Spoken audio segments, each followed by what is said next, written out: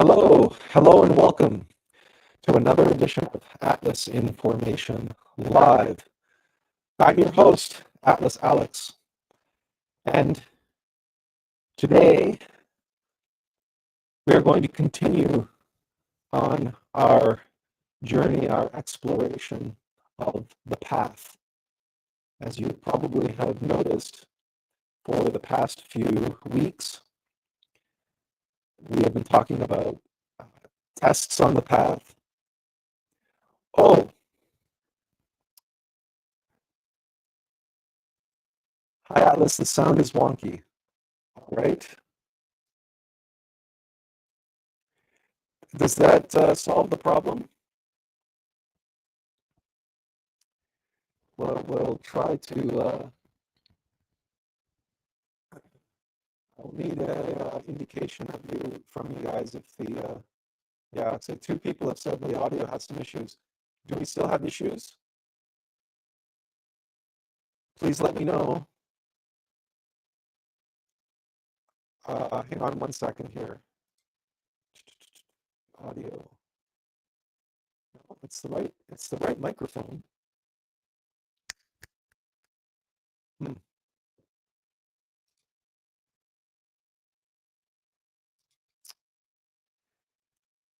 Oh, it sounds like we're underwater. Okay.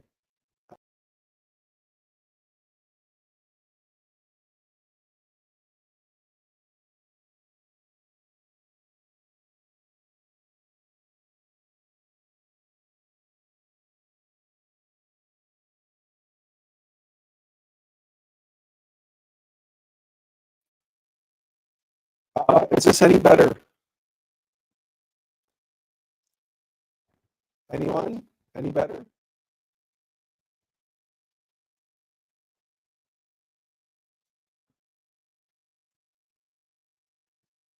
You know, if it's better or worse or the same. Um,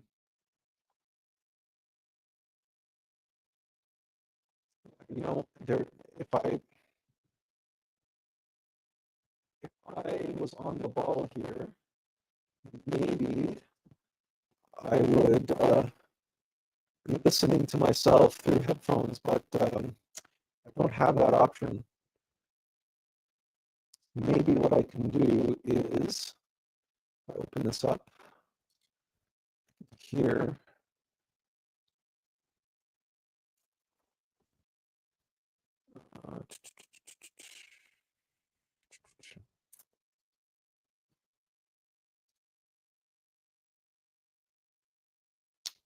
Let's see what happens. Hello? Hello? Hello? Oh no.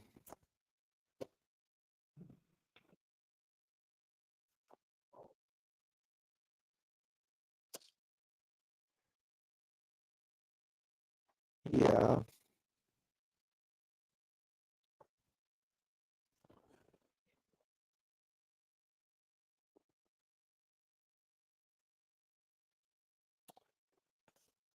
I'm not sure how to fix this problem. Hang on one second.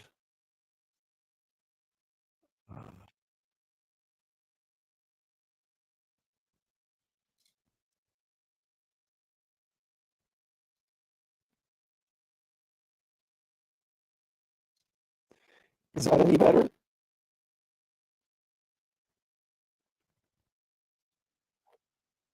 It's not. Nothing seems to be working.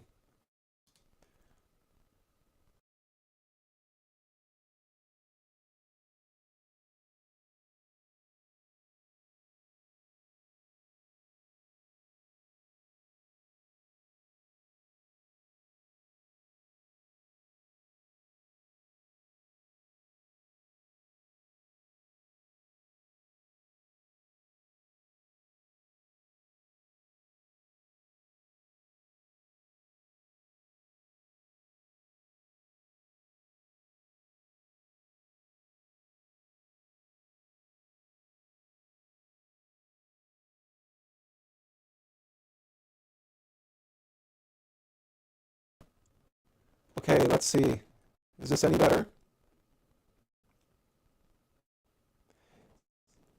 Oh, fuck.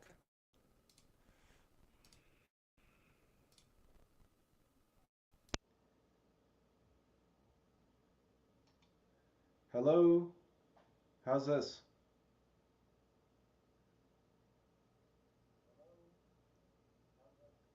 This is better now, right? It's not ideal, but it's better than the other one. Okay. Okay. So what I did was I switched to my webcam microphone. There's no way for me to fix the other one without restarting the computer.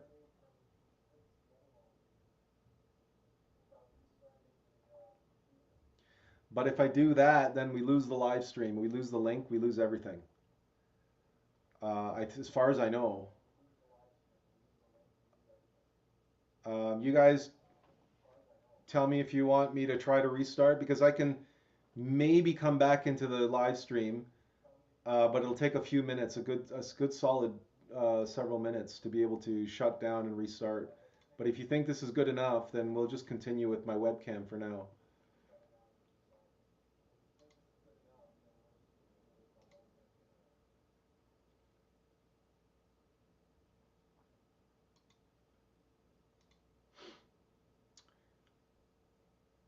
Okay, well, if you guys can hear me okay, then I won't restart. I won't take us through all that bother.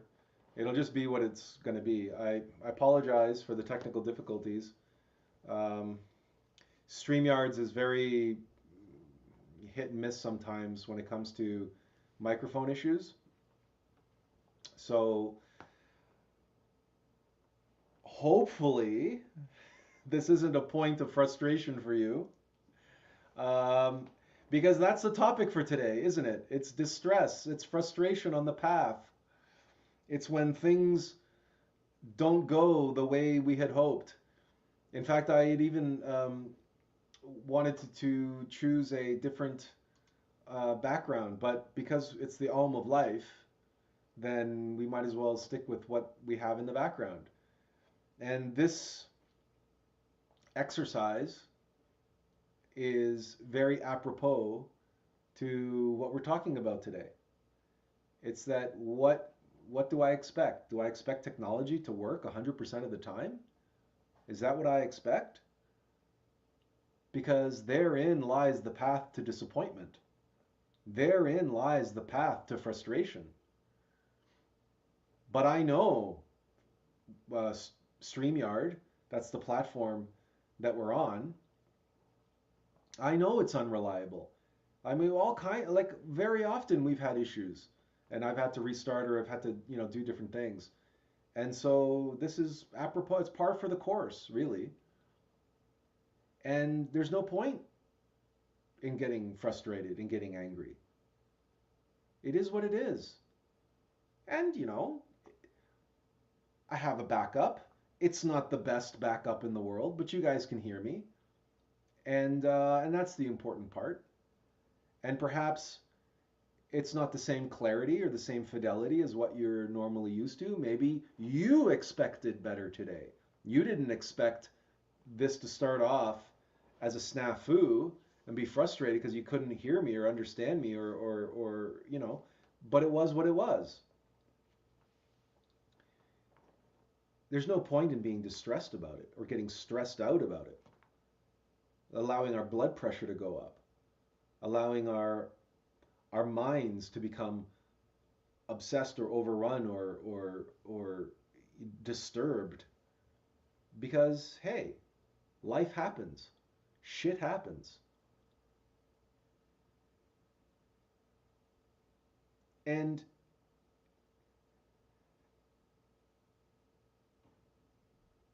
I suppose I gave it away in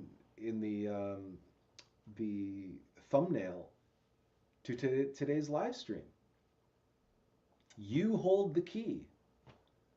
You hold the key to your own distress, your own frustration. It's your choice whether you let the circumstances that befall you, that show up, that challenge your peace and equanimity. Earlier in this series, we were talking about tests and trials and ordeals and what they're testing, what their purpose is. They are the obstacles that we need to overcome. They are what are encouraging us to improve, to step up to the plate, to strengthen, to become more resilient, to become more flexible, to become more whatever. They are cultivating the virtues of our higher self and encouraging us to surrender to those virtues and respond consciously to those tests, trials, and ordeals. And that's fine for the big things. But what about the little things? Those little annoyances, those annoying people and circumstances, like, oh, I don't know, when your microphone doesn't work, or when your speakers don't work, or when your monitor doesn't work. Oh, we can go through an entire litany of technical issues, right? When your internet goes down, your modem doesn't work, your phone's Wi-Fi doesn't work, or you can't connect to Wi-Fi in your house, or you know, you've been through a million of them. I don't have to list them. You have your own list. And some of these technical foibles are more frustrating to you than others. But it's not just technology, it's not just technical stuff. What about the people in your life? The people you run into, complete strangers,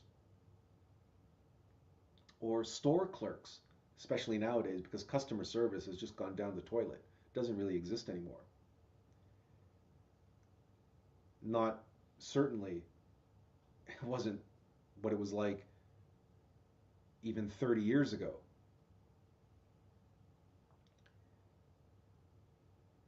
And then there's, you know, road rage. Now, most of us probably wouldn't admit to having road rage.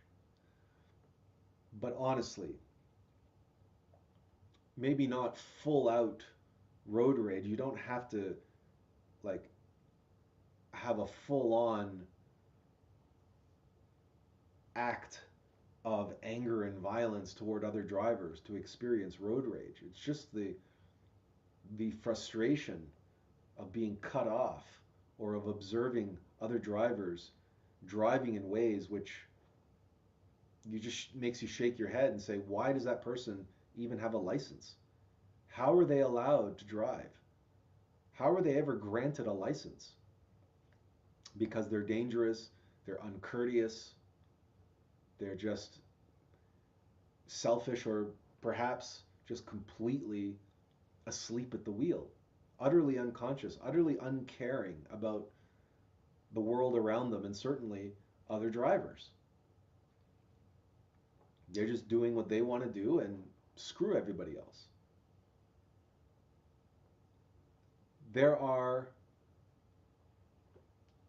literally an infinite number of reasons why, in any given moment in time, we might find ourselves frustrated, disappointed,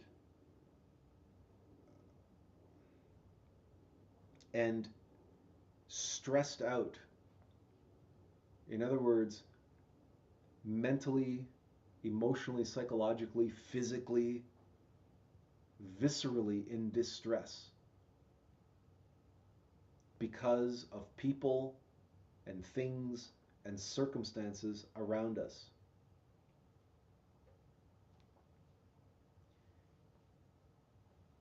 And the complexity of modern life has made it that we are immersed in a kind of sensory overload. We are bombarded with impressions, all manner of impressions, many of which, if not most of which, are mechanical in nature. And many of those impressions are a direct result of technology, of mechanicity. So, for example, how many devices do you have in your home which issue notifications of some kind? Or maybe it's just your phone, but how many apps on that phone are sending you notifications every time you get an email, a text message, a WhatsApp message, a Facebook Messenger message, a delivery from Amazon, or any number of notifications, from Amazon saying, "Oh, we've shipped your package. Oh, your package is on the way. Oh, look, see where it is now." And so many different apps on our phone constantly vying for our attention.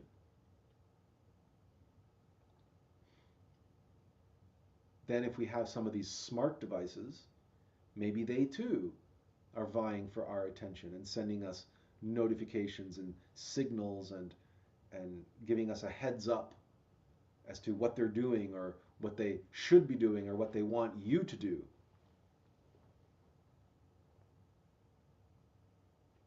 And if you have a family or pets, well, if you have children and pets, well, they're always attention seeking. And you're trying to do something, you're trying to focus, you're trying to get something done, and your attention is being pulled in this direction and that direction. The dog wants to go out, the cat wants you to pay attention to them, right? The kids want you to pay attention to them or help them or get something for them or get them a snack, or you have to break up a fight between the kids, or who knows. But those particular examples aren't necessarily anything new. Families have been dealing with that for a long time. But when you layer on the complexity of modern living, now the kids are nagging you because their phone doesn't work, or the internet doesn't work, or they can't get Netflix to work, or they can't find their favorite show, or so and so did this to that, and so you have multiple people in your life where they are becoming frustrated and they are trying to deal with their own frustrations, and they're turning to you to try to solve their problems with the increasingly complex mechanical world. So this is a compounding issue. And because the devices we have are also inherently communicative in nature, then the notifications that we receive from that phone, for instance, more often than not, involve somebody else on the other end. And they've got their problems and their frustrations and their disappointments and their distress.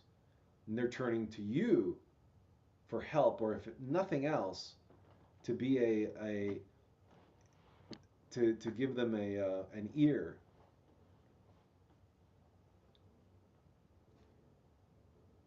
And then there's all the stuff that you want to do and that you're trying to get done.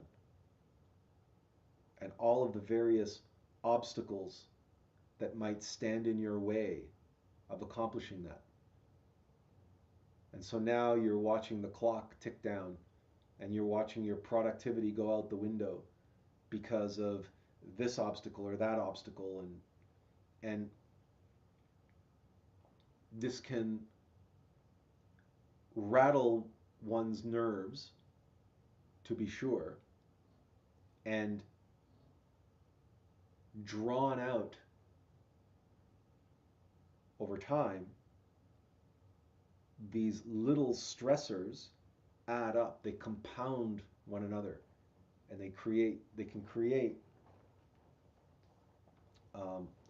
chronic stress and systemic stress, where it's like a death by 1,000 cuts, or what I sometimes refer to as Chinese water torture, where each individual drop is harmless, but over time they add up. And this can cause us quite a lot of distress in our lives, with all these little frustrations and all these little outcomes that, are really no-brainers.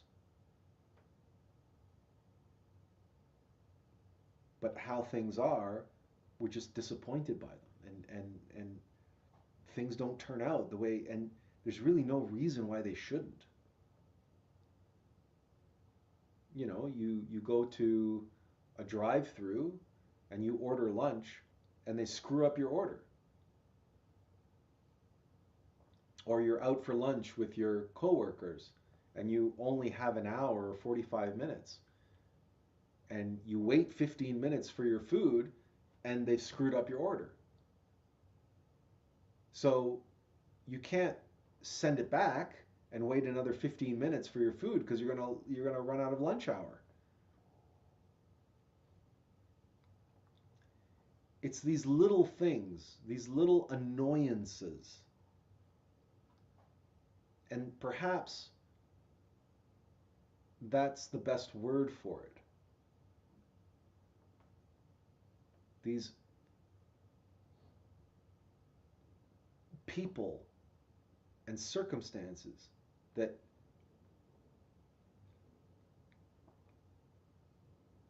create these annoying situations where it's really very simple for people to do the right thing, or for things to just work properly. And maybe 9 times out of 10, things do work properly. Maybe 99 times out of 100, when you get into your car and start your car, it starts perfectly fine. Maybe 99 times out of 100, when you have to mow the lawn, or now, because we're getting into the season, shovel the driveway, clear the driveway with the snowblower, maybe 99 times out of 100, that lawnmower or that snowblower starts on the first pull. And you never notice when things work. You don't make a point of being grateful or being conscious, saying, "Oh, I'm so glad my car started." If it's reliable and starts 99 times out of 100, you don't sit there going, "Thank God it started every time it starts." So you don't notice it. You take it for granted. And you take for granted the lawnmower, the snowblower, the computer, the email, the internet, the Wi-Fi, right? Everything that's working as it should, as one might expect it to, we go through life without a second thought. We take it for granted that things should work the way they're supposed to, and that people should behave in a manner that is civilized, at the very least, if not outright polite, but at least civilized, at least marginally respectful of others.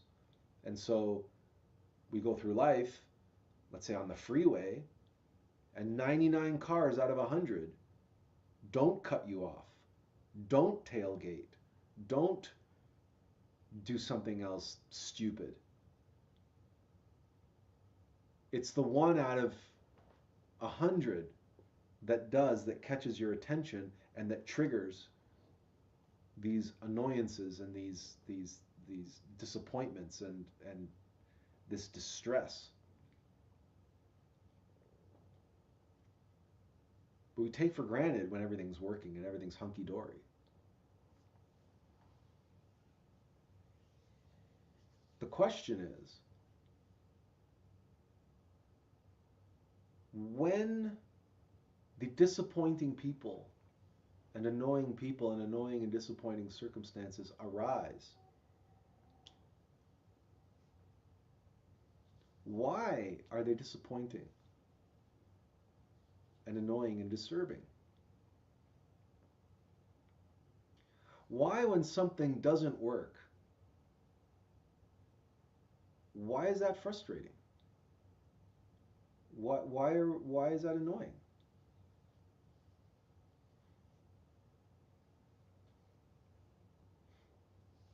And you might say, well, because, I bought this thing, I rely on this computer, or I rely on this car, or I rely on that person, that waiter taking my order.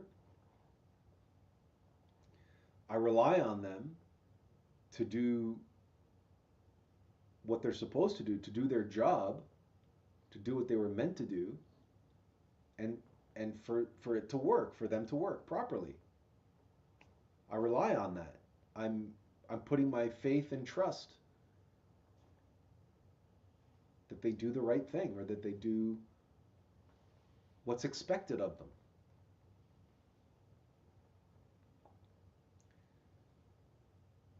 But I would ask you, where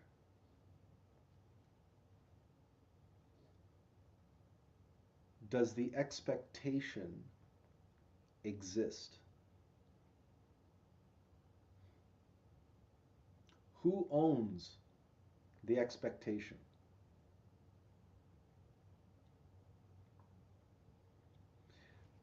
I suppose what I'm asking is,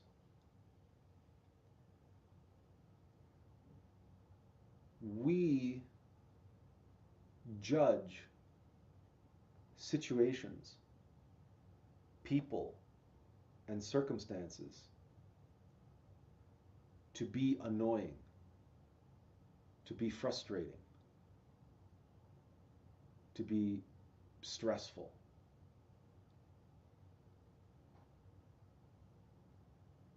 As though there is something inherently wrong with people and circumstances and situations, and that somehow the frustration, the disappointment, the stress is built into the circumstance, and that it is the circumstance that is frustrating. The person is annoying. The situation is distressful or distressing. Either way, we are talking about adjectives here. That the people and the circumstances around us happen to us because it's their inherent nature to be frustrating and distressful and stressful, distressing, annoying, etc. But is that true?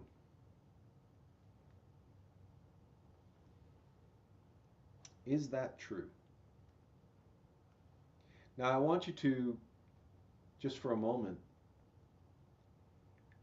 engage in a exercise of conscious imagination. We're going to test this.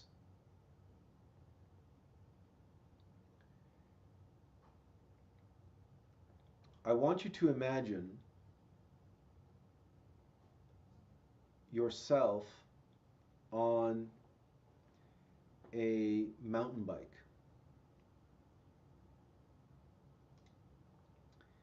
And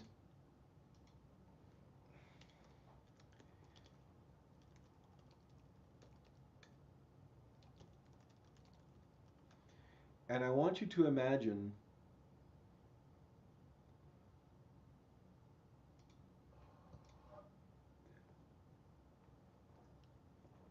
going on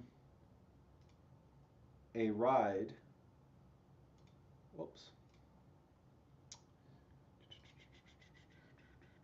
You know what? Maybe I wonder. Okay, let's do this. Okay. Yeah, okay. I want you to imagine, let's just go like this. Okay, this should be good enough. Going on a ride.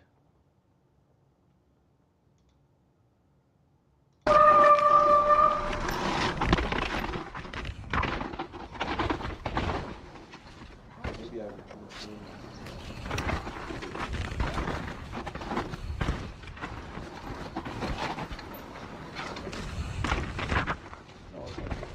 This is normal speed, by the way. I haven't sped this up.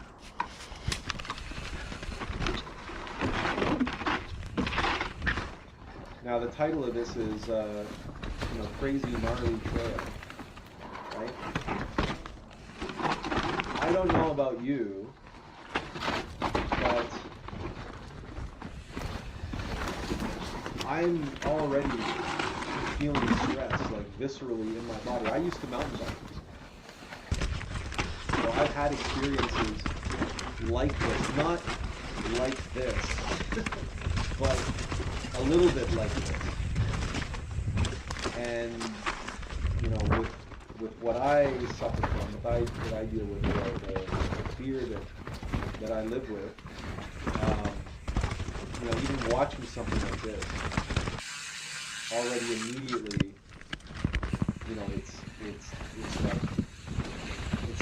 it's stressful and distressing just to watch this, let alone imagining myself on this bike doing this for real.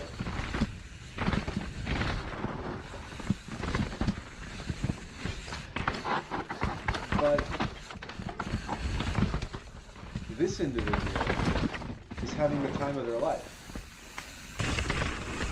You might say they're an adrenaline junkie, you might say many things, but the challenge here, the visceral thrill of what they're going through here, they're in their element, they're having the time of their life.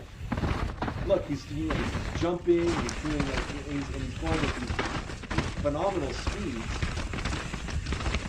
on these hair-raising, this crazy gnarly downhill, and you realize this is not one video.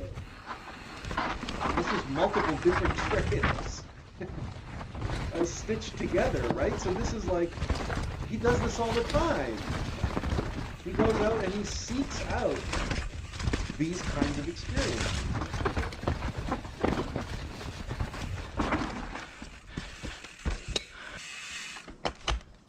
Leia says, I would have crashed already. And Benjamin says, the camera angle makes the perspective scarier. Well, it's a helmet cam, right? It's a GoPro, and so it's a wide angle. It's a wide angle fisheye lens. So that's how you get like the almost three-dimensional 3D effect. But no matter what, I can tell you for myself, right? I have been in situations like this, and yes, it is this fast, and it is this, quote, scary, or whatever you want to call it, right? It's gnarly, that's the word that they use in the videos, gnarly. Woo! But therein, you even heard, you gave a woo! Like the thrill, the rush of this, right? Okay. The point here is that One man's trash Dude, I got it good. is another man's treasure. Um, I am. One man's trash is another man's treasure. And look, there's more of them doing this. It's like for them, it's they're bonding over it. It's like they're friends. This is what they do. This is their hobby. This is their pastime. So I ask you again: is the frustration, is the distress, is the scariness of it in the activity itself? The challenge is there. The obstacles are there. The speed is real. We measure speed quantitatively. We measure the width of this single track quantitatively. The slope, the number of bends, the angles of the bends, right? There are objective, quantitative elements involved here that also produce objective, qualitative ones. This is dangerous for someone who doesn't know what they're doing, for someone who's inexperienced, for someone who is not up to the task or not up to the level. But for those who are up to the task, for those who are at this level, for those who are experienced, this is a thrill ride. This is fun. This is a challenge. This is exhilarating. This is what they work all week in order to be able to go away and and and and uh, and do this on the weekends. And to them, they do this to unwind from their stressful lives and their stressful jobs in the stressful city, doing their boring, stressful, whatever, frustrating work with coworkers in the office or whatever they do for a living, right? They do this to unwind. Whereas I look at this going, this would be completely stressful for me. So there is nothing inherent to the distress in an activity itself. Our distress or our stress, our disappointment, our judgment, our condemnation of an activity, saying, oh, that's stupid, that's crazy, that's this, that's that, that's whatever. Right? And we allow it to get to us, to get our backs up, to what have you. It's very much in the eye of the beholder. It's within us.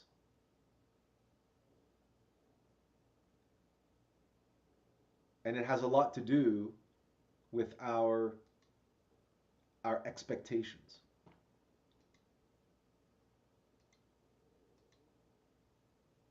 No, maybe I'll have it going on in the background. Why not? This, in case you haven't discerned for yourself, this is a metaphor for life. This is an allegory for the path. And the path that we are on is far more difficult than the path that these fellows are riding their bicycle on. Without question. The path that we are on has more twists and turns. It has more intensity. It has more traps and obstacles and hazards along it than the path that these mountain bikers are taking, careening down the side of the mountain. The challenges we face on the path are far more complex and difficult.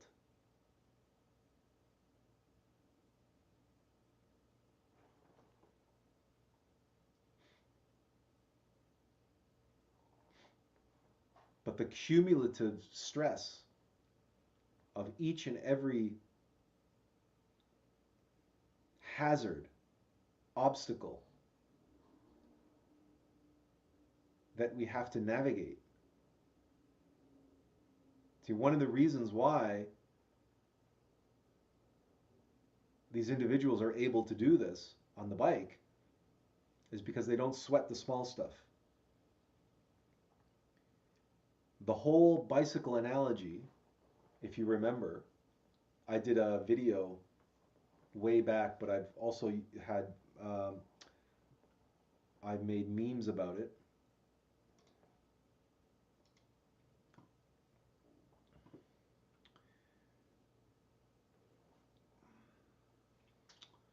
Where are we now? Let's go.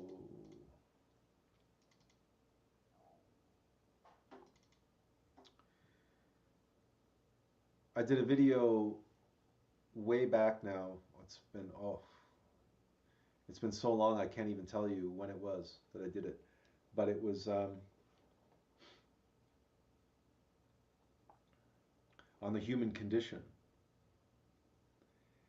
And I use the analogy of a bicycle to explain the relationship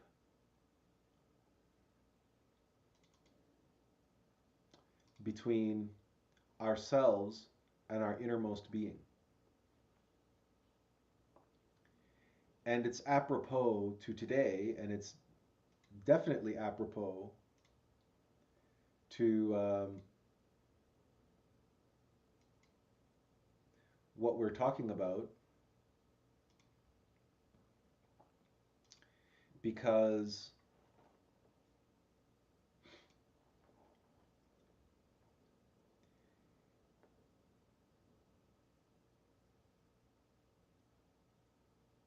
when I say you hold the keys to your own distress and your own disappointment,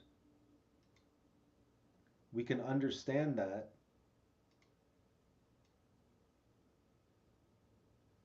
by understanding the relationship between ourselves and our higher self.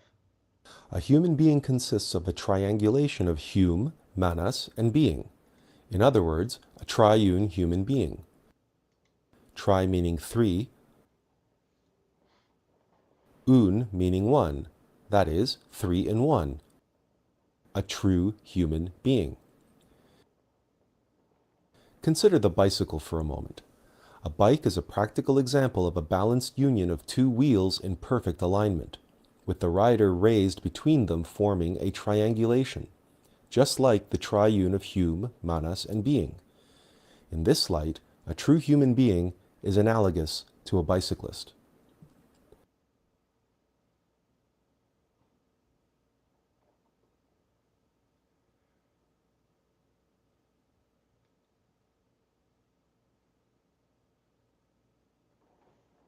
Despite a higher center of gravity, bicycles can be easily balanced and maintain forward momentum by beginners and experts alike, over smooth pavement or the most treacherous terrain, even in extreme conditions, and carry what may seem like impossible loads.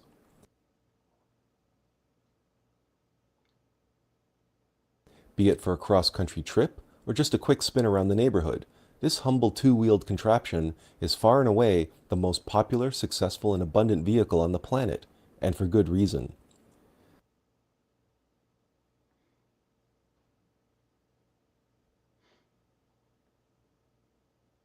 For young and young at heart, on your way to work or hard at work, on a mountain or in a sprint to the finish. No matter who you are or where you come from, it is more than likely you have ridden a bicycle at least once in your life, if not on a regular basis. But stop right there. If bicycles are so ubiquitous the world over, populated by physical cyclists, can the same be said of metaphysical cyclists? Are we true human beings with our rational mind and metamind in balanced alignment under the leadership of our being, our true self? To answer that question, let's dig beneath the surface and analyze just how a bicycle works. In a bicycle, the rear wheel follows the front wheel. The front wheel is steered by the cyclist, who ultimately sets the direction of the bike. Likewise, the cyclist provides the drive by pedaling the bike and turning the crank. That driving force is then transferred to the rear wheel, producing traction, literally where the rubber meets the road. This is made possible by the chain, which gives the rear wheel a direct connection to the cyclist.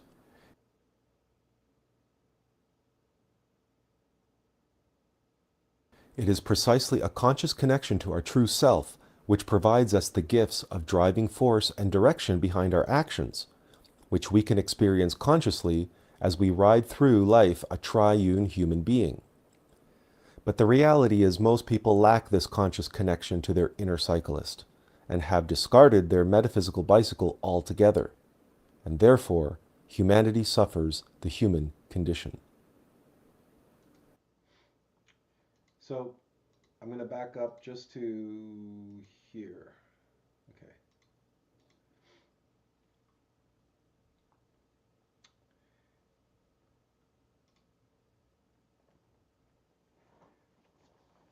This is key to comprehend the source of disappointment inside of us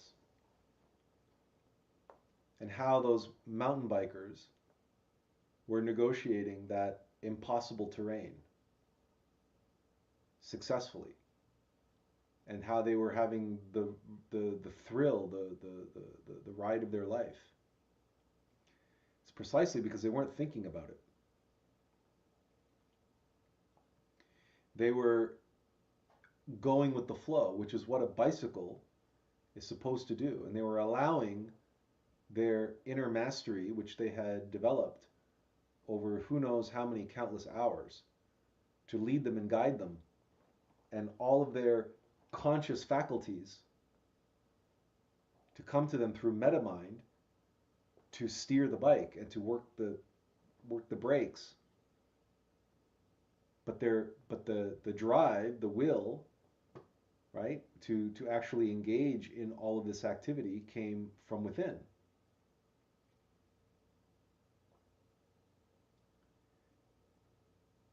The rational mind is the rear wheel. Yes, it gives traction. It's a tool that helps propel the bike forward. The mind and the brain, they are valuable tools. But the fixed nature of the rational mind, just like the rear wheel on a bicycle is fixed.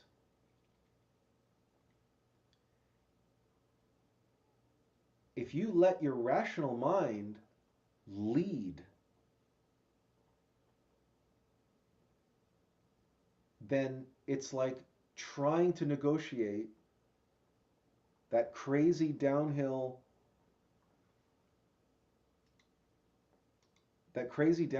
that we were watching there.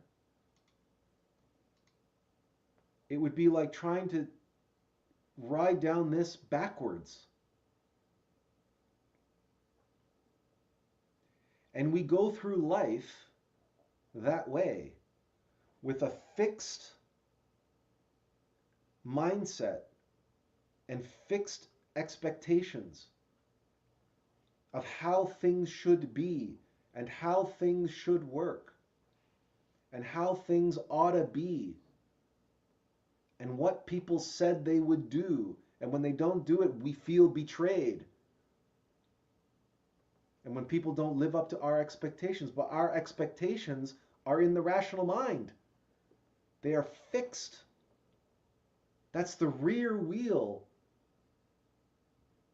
Imagine if you told these guys, oh, okay, that's impressive.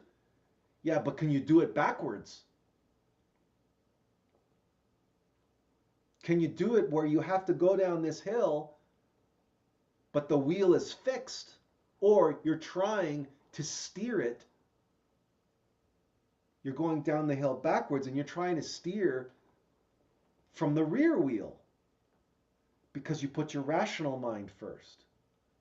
That's fixed, your fixed beliefs, your fixed ideas, your fixed expectations, the fixed conditioning of the rational mind.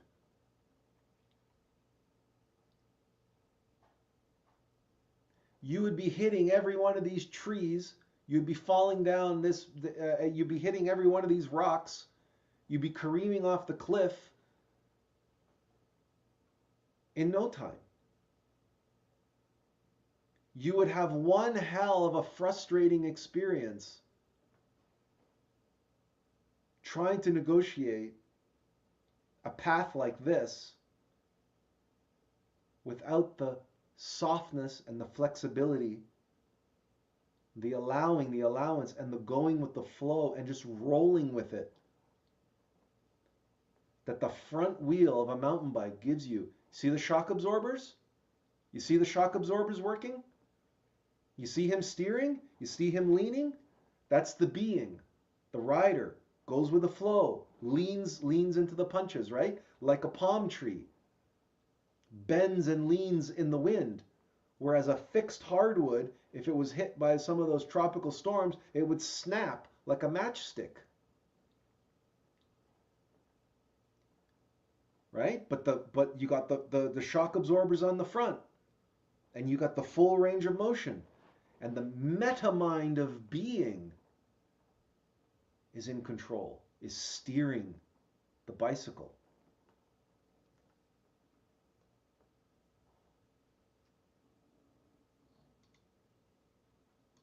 This is made possible by the chain, which gives... Right? And the connection between the cyclist, the connection between the being, the cyclist, and the mortal vessel, the mortal vehicle, the mechanical vehicle called the bicycle. That link is this chain, the connection that links the point of drive, the willpower, the drive that we receive from our being, our inner cyclist, that drives us forward and drives the mind, because it's the energy that fuels the mind and drives the mind,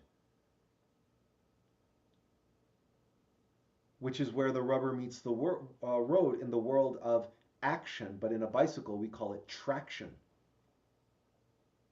But the direction is the direction we get from the cyclist. The meta mind of being, the superior mind, which is flexible, which is our connection with our innermost being. And recently, if you are very interested in this, there is a documentary which I can recommend to you. It's available on Netflix. Oh shoot. It's available on Netflix. Hang on one moment while I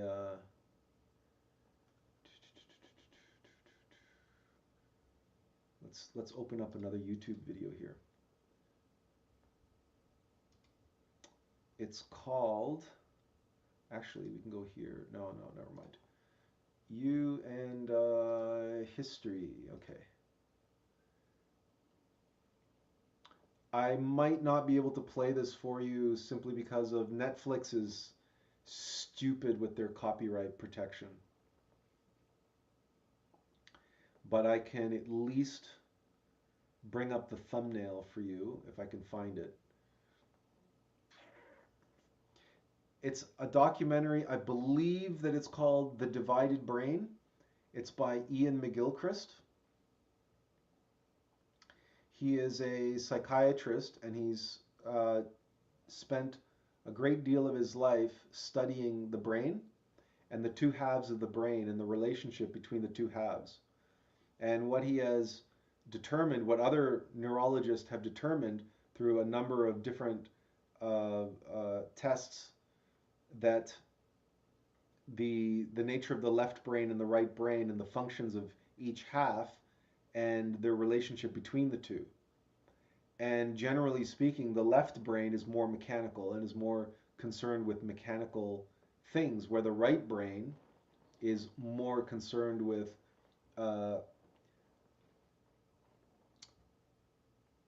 comprehensive views and creativity and emotion and so on.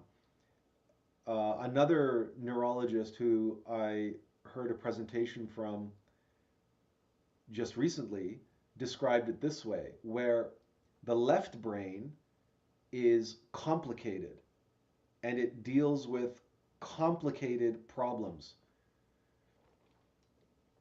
with generating solutions to complicated problems.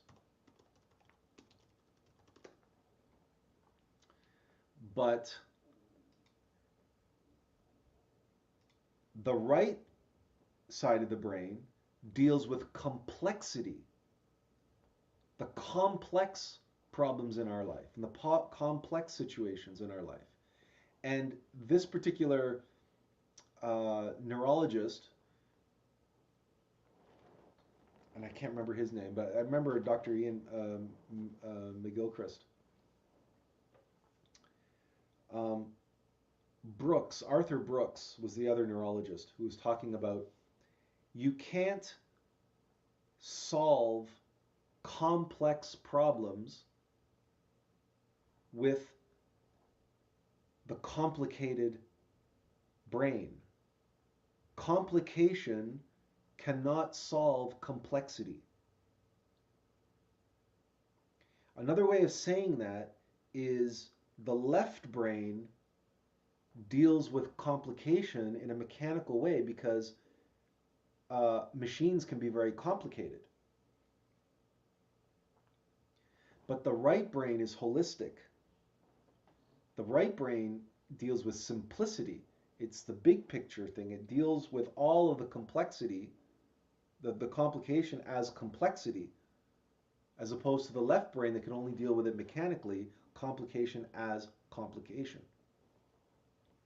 And it deals with complexity as complication. That's why we're in such bad shape and in such a terrible place nowadays, because we're going through life trying to deal with the complexity of life and trying to solve it by overcomplicating things.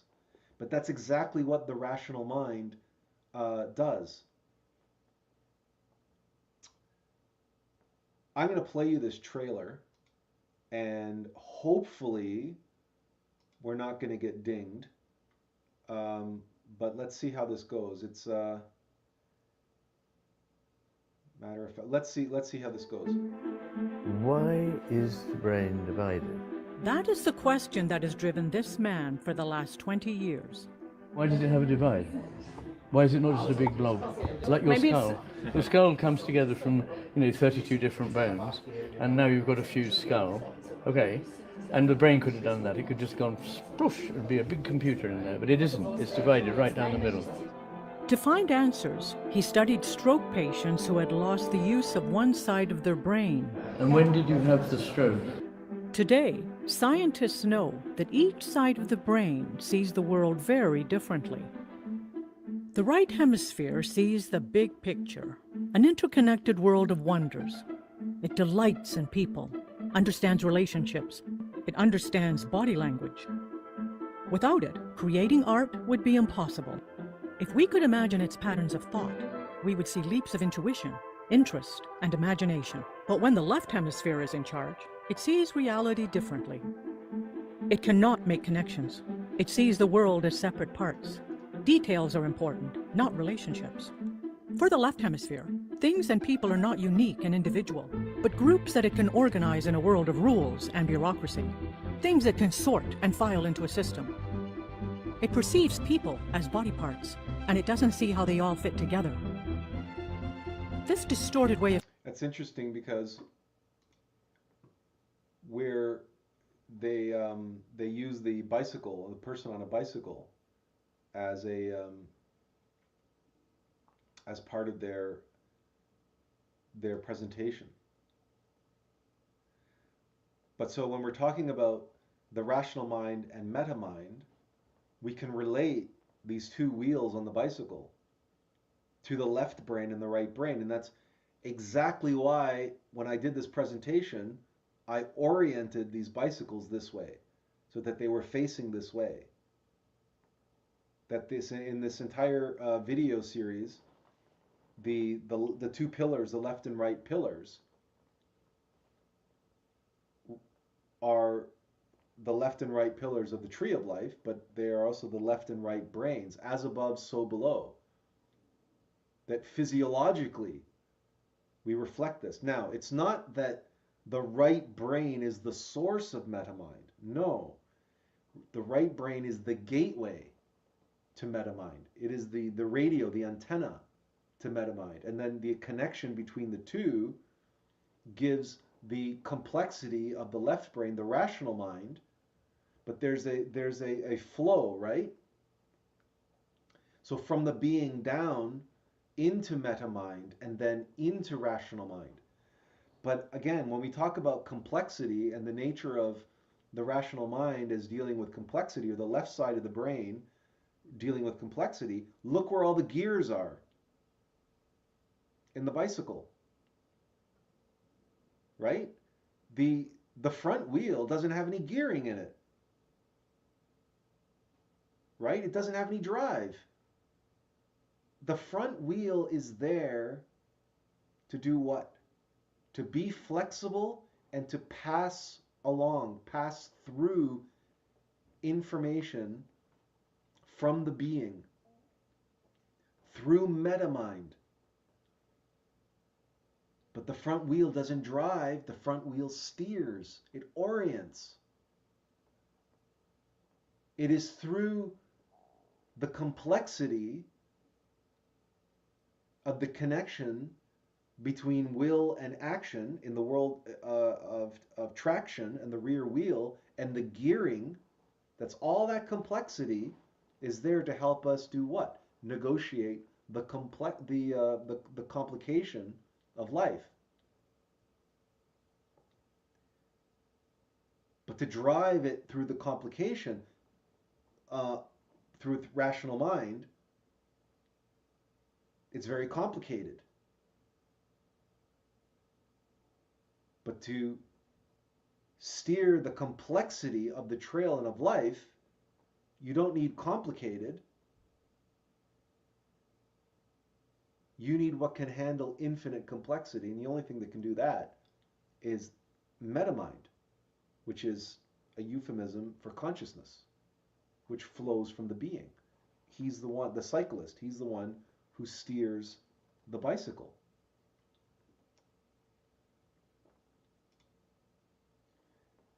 And we see that here.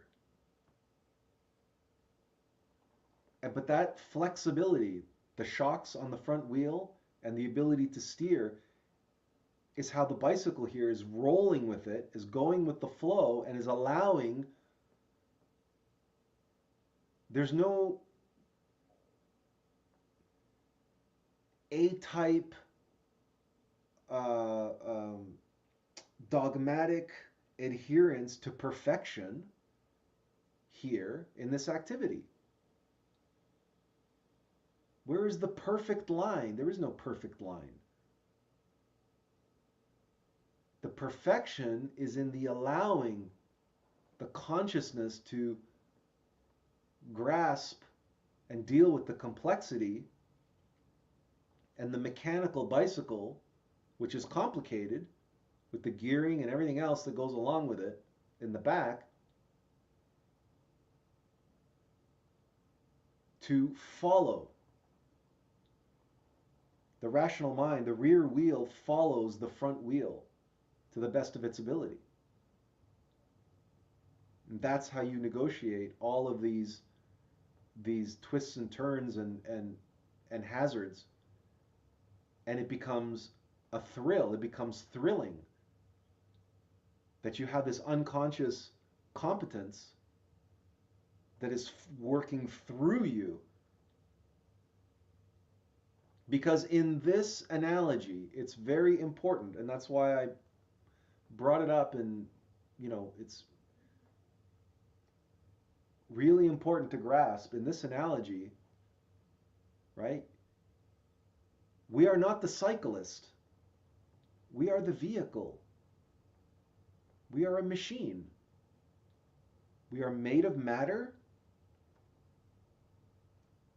Oops. We are made of matter.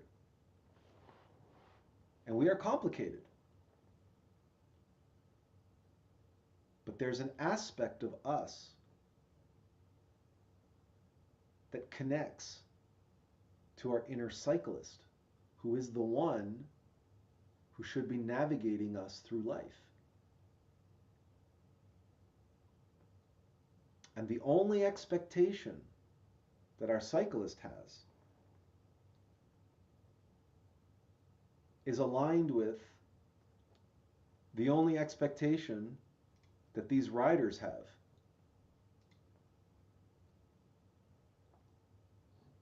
Which is going to be, it's going to be thrilling. It's going to be crazy gnarly ride. But there is no woulda, coulda, shoulda.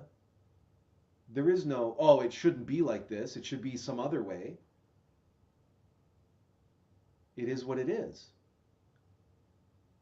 It is what it is. So let's enjoy the ride. But it's not a let's lay back and just relax and laissez-faire, But no, he's got to pay attention. The bicycle has to be sharp. The bicycle has to work. The vehicle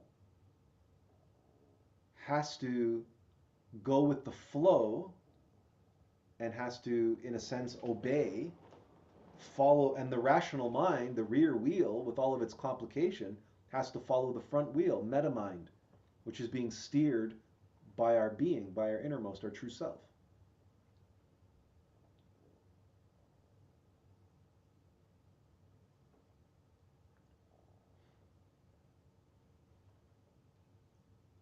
But again, if you imagine trying to do this backwards and trying to lead with the rear wheel, imagine how difficult this would be, and imagine how frustrating it would be, and how disappointed you would be if you tried to go down this path putting your rational mind first. The dogmatic, fixed, mechanical,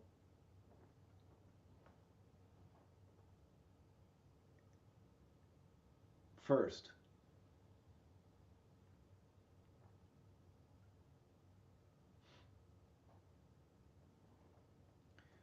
Let's watch the rest of the Divided Brain trailer. Have seen reality reminded McGilchrist of something else.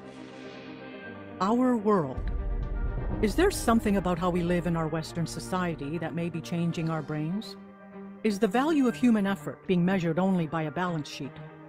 Are the values of the left hemisphere now dominating our brain and influencing how we deal with serious problems? McGilchrist explores these questions in his controversial book. I think The Master and His Emissary was one of the most important books I read in the first decade of this century. I can't easily think of another one that had quite such an impact. This book is the most interesting and illuminating book that I've ever read in my entire life. I think there are two options. One option is in 30 years, it could be the Bible of neuroscientists, or it could be forgotten. I think there is nothing in between. Now, McGilchrist is taking his theory on the road. What I'm suggesting is that for evolutionary reasons, the two hemispheres end up paying attention to the world in different ways. This is to do with the problem of survival. We're right at a point where the narrative of the left and the right has crumbled, and it feels like a really important time to be developing a new narrative. He finds critics and allies. Let me show you some brains. I have all kinds. I agree with you completely that our society is completely shifted and skewed to the left, and with that comes the left hemisphere value structure. The left hemisphere manipulates the world. The right hemisphere understands the world. I used to give a lecture, The Left Hemisphere, Don't Leave Home Without It. And that summarized the importance I saw. That's where the heavy-duty lifting comes for our complex cognitive life. This book is taking a selected set of neuroscience findings and trying to relate them to the clinical psychiatric experience. I'm not comfortable with that. What I want to do is to open minds, not close them down. I don't want to do this left hemisphere thing. Okay, we've got 8 bullet points. If we do all these, we'll be okay. Because that's just not the way it is. It needs a whole change of heart and mind. And what I want to do is to give people the courage to listen to part of themselves that knows what it is I'm talking about. Ian builds what for me is a totally convincing argument that the specific way that each hemisphere attends to the world shapes our reality. There is truth, there is beauty, there is intellect, there is stuff we should be impassioned about, and we shouldn't allow science to go, oh, sorry guys, all of that's off the menu. It's not about little things here and there, it's about the whole way we conceive what a human being is, what the world is, and what our relationship with it is. For the first time, the divided brain will take you on a mind-altering voyage. You'll never see the world around you in the same way again.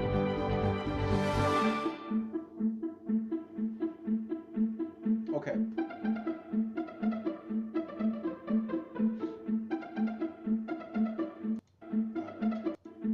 Around you. Okay, stop there. Okay. So, again, this is a psychiatrist and materialist scientist recognizing that even in the physical body and the physical brain, there's this disconnect, and that we are in the modern era very skewed towards the left brain because it is more complicated and it sees the world as something to be manipulated. It is more mechanical, and the world has become more mechanical. The technology we have is more mechanical, but the thing about mechanicity, okay, is to understand that it's deterministic. It relies on expectation. It expects things to work. And it expects things to work as they should, as they are supposed to. And when they don't, it freaks out. It does not compute because it doesn't add up.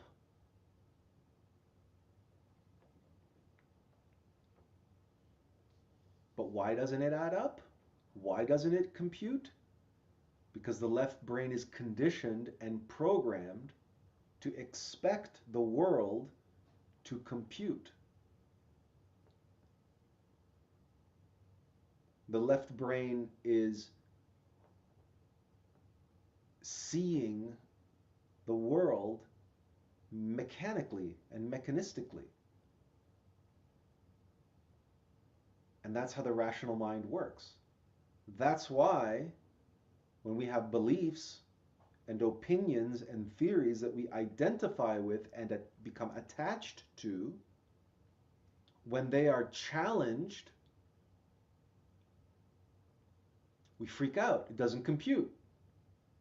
Because our conditioning, our programming in the left hemisphere, in our rational mind, it's fixed. It's complicated, but it's fixed, just like the rear wheel on the bicycle. It's not flexible. It has no shock absorbers, or at least most bicycles don't have shock absorbers in the rear. Some bikes do, don't get me wrong. They have what's called full suspension. But let's ignore that just for the time being. Most bicycles are what they call hardtails. Hardtail bicycles, fixed triangles that hold the rear wheel and the gears And that's the left hemisphere. And this documentary, which I believe I watched it on Netflix, but it's possible you can also watch it on YouTube and elsewhere. you can find it online. It's kind of illuminating from the standpoint of it's not a spiritual documentary. It's just funny that the materialist scientists and psychiatrists and neurologists are arriving at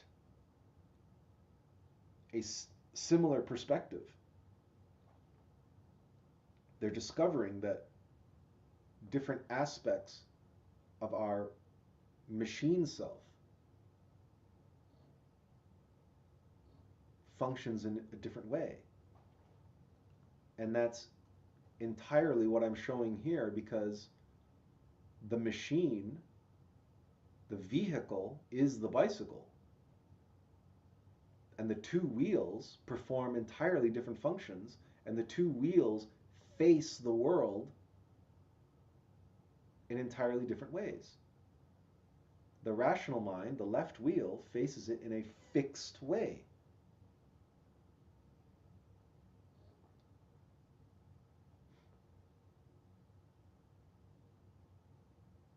But metamind, the front wheel, faces the path with all of its twists and turns and hazards and bumps and ruts and jumps and even stairs, with flexibility, with going with the flow, with going where the path leads, but not deterministically, but following the guidance of the cyclist, who is being conscious and aware of his surroundings and the path ahead, and the minute adjustments or major adjustments that need to be made in order to negotiate the difficulty, the challenge that we are facing.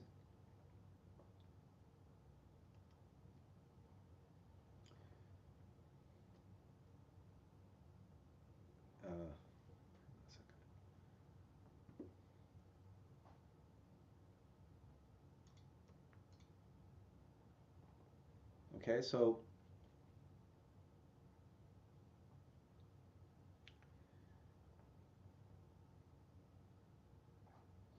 our disappointment, our stress, our anxiety, our frustration, with all the little things, all the little micro adjustments and everything that are required on the path, they derive from the fact that we are putting our rational mind, we are facing the world backwards. We are leading with the rational mind, which is inherently fixed and inflexible. It's what Ian McGilchrist would call living from the left brain. And as he says in that documentary, and even in the trailer to the documentary, that our whole lives seem to be more left brain oriented these ways. And we're judged, with numbers and statistics and all these quantitative, mechanical approaches to life and to people and everything, right? But that's creating complication. And we're surrounded and inundated with all of these systems that expect us to behave a certain way and to go through life a certain way and to do certain things. That's another aspect of the left brain that Ian McGilchrist will touch on in his documentary. He says the left brain is all about manipulating the world and doing things and getting things done and having things done in such a way that the outcome is fixed and expected according to plan, according to programming, according to conditioning, according to expectation. Whereas the right brain deals with complexity, much like the mountain biker here is dealing with this path. Imagine if he had to try to negotiate with this with his rational mind. Imagine if he was trying to think his way through these runs. Can't be done. The rational mind is way too slow to process all this information, to process all these sensory inputs. No, it's the meta mind of being and the physical body in service of that. You know, it's the frame, right, that follows with the front wheel, and the rational mind is really along for the ride in this case. And the thoughts that the rational mind are coming up in reaction to what their experience is, my God, this is amazing, this is incredible, this is wicked, this is gnarly, right? It's judging all of this as fantastic. Why? Because the meta mind and the being are in charge.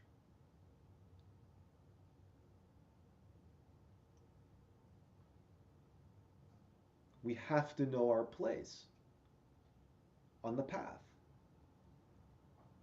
And if we try to put ourself first before our higher self, we're making things infinitely more complicated. Not more complex, because life is complex. The path is complex. The path is difficult. The path is crazy. The path is gnarly.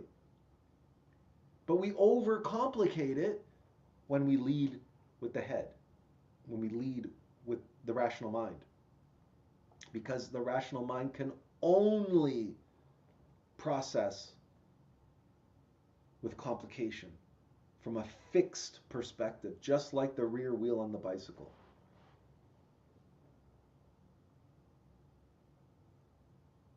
And imagine trying to get down these trails backwards on the bike.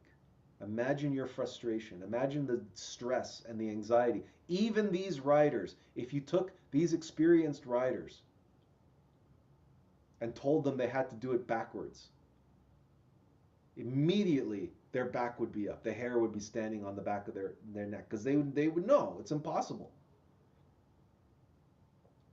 Or they would have to go so slowly, or I don't know what, to be able to do this backwards, if it's even possible at all. And what I'm telling you is that it's impossible. It's not possible. Which is why so many people are not on the path. Or they've given up. Or they've fallen off the path. They're not even on the path. Because they're going through life trying to ride backwards. Or worse. Or worse.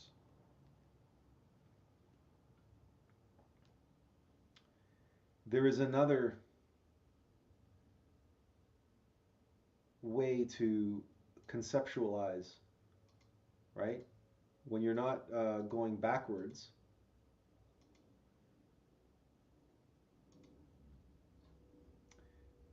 but you're leading with the rational mind.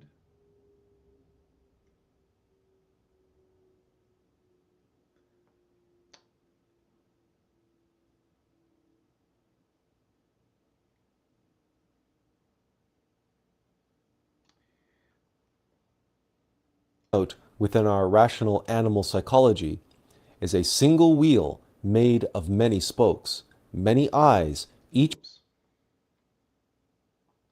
Let me just cue this up here for you. Okay, so if we back up and say the rational mind is also infected and infested,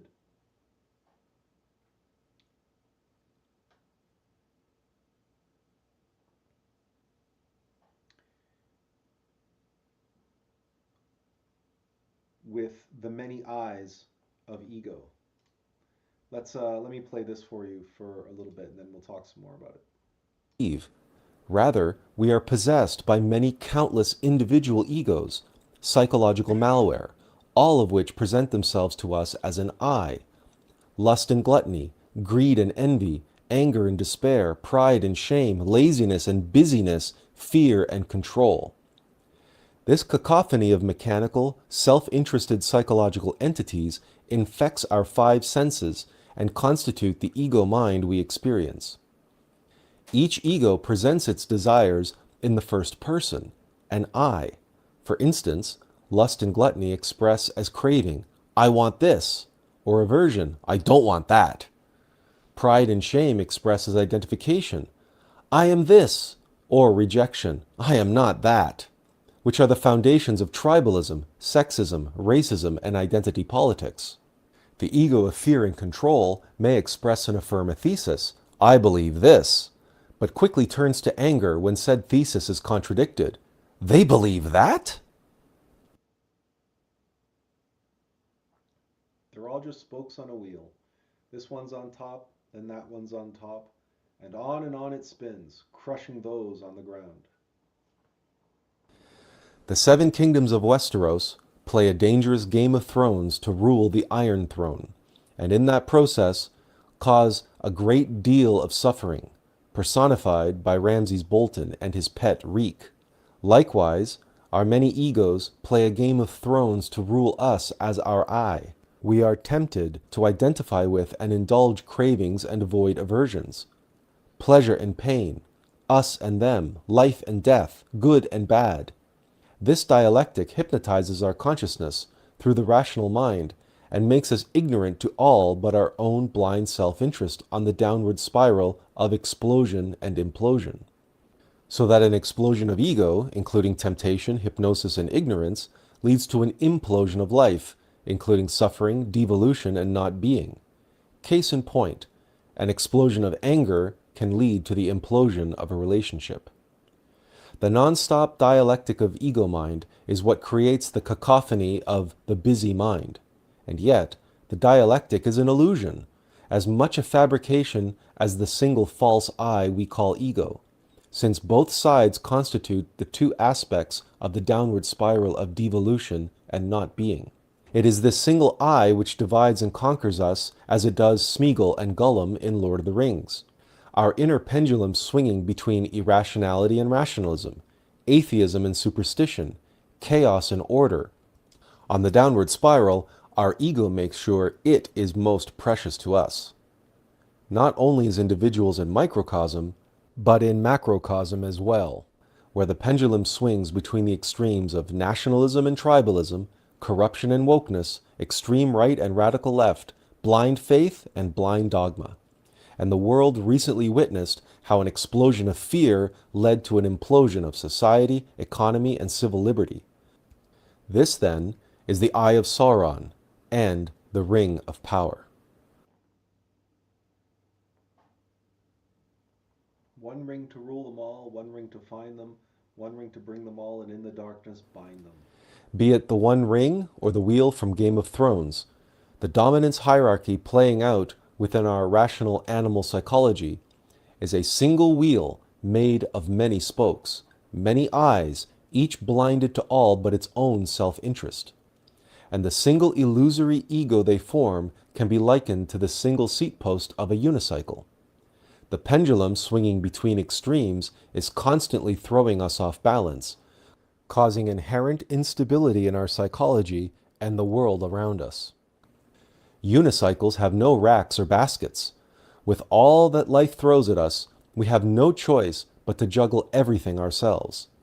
This, then, is the human condition in a nutshell.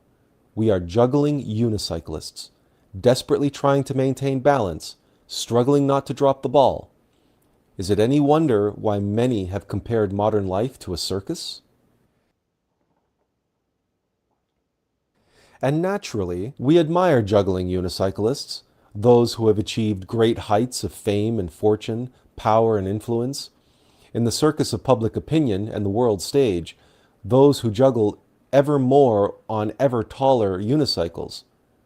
But we should always remember that no matter who they are, they struggle to keep all their balls in the air while maintaining balance, just like the rest of us. They agonize over the serious challenges facing the world, and must confront an endless barrage of competing theories and opposing opinions on how best to proceed, all fueled by the endless machinations of egos playing their game of thrones, vying for dominance through blind self-interest, free to play us as they will, since we are so preoccupied juggling life's responsibilities on the downward spiral of devolution and not being.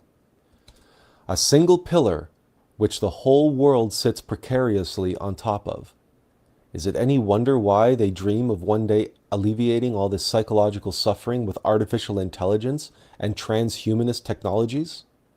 They fail to see their reliance on technology is just extreme unicycling, which will lead to a transhumanist dystopia. The fact that humanity teeters and falls as unicyclists is what keeps us bumping up against the glass ceiling of three.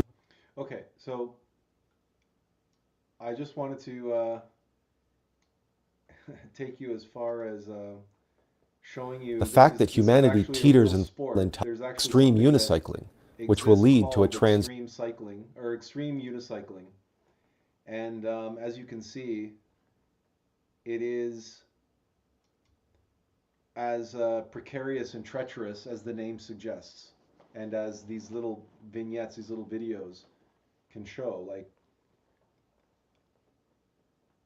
we're going through life backwards or worse, completely disconnected from our being and our metamind of being. We're not even on a bicycle anymore.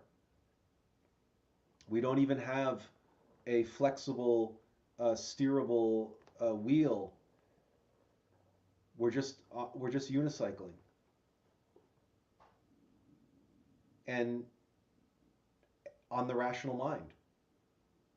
And we're trying to negotiate and navigate, and as the video there was suggesting, there's no place to put baskets on a unicycle. Remember in the other part of the video when I was showing on a bicycle what you can carry, what people in Thailand carry, delivery. They don't have delivery trucks, they have delivery bicycles. And you saw the photos of what they are able to carry on the fronts and backs of bicycles. You can't do that with a unicycle. So we're left juggling everything. And you see how stressful it can be and how frustrating it can be, even for those who are trying to make a hobby out of extreme cycling. They're falling down all the time and everything else because it's just simply not a practical. These people are more masochistic than anything.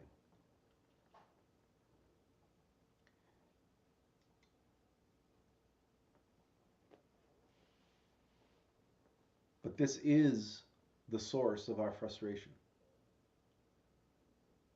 We're bringing a knife to a gunfight. We're bringing a unicycle to where only a mountain bike belongs. And or we're trying to ride our mountain bike backwards. We're putting the rational mind ahead of the meta mind of being. This is why we feel frustration and disappointment. This is why we are let down and feel betrayed, and why we go through life stressed. When life doesn't meet with the fixed expectations, and when the complexity of life is overcomplicated by our rational mind because we're facing it with our rational mind instead of allowing our innermost being to respond to it and communicate to us through metamind the direction we need to go, the micro adjustments we need to make to go with the flow, to avoid catastrophe, to avoid the rocks falling on our face, and to avoid the rough path. In other words, the guidance to, say, the path of least resistance Doesn't mean that it's not complex. It doesn't mean that it's not hazardous. It doesn't mean that the obstacles go away. It's how we negotiate them. And the little things that pop up. You know, they have that expression, water, it's like water off a duck's back. It's like when we were watching these master mountain bicyclists negotiating these treacherous trails. They're not sweating the little things, the little stuff. It's water off a duck's back. And if they almost fall here or almost lose their balance there or hit something hard or whatever, you know what? They just keep on going. They don't have time to react with the rational mind and say, oh, damn, that stupid thing, blah, blah, blah, blah, blah, blah, blah, blah, and then let the mind go off on and have a little rant or go into a fit of road rage. These guys are way too in the moment. They don't have time for road rage. They don't have time for frustration and because the second something happens that would rattle them, it's already gone, it's already passed. They've got to be present in the moment, present in the moment, present in the moment, because it's treacherous, it's hazardous, it's difficult, it's challenging, this path.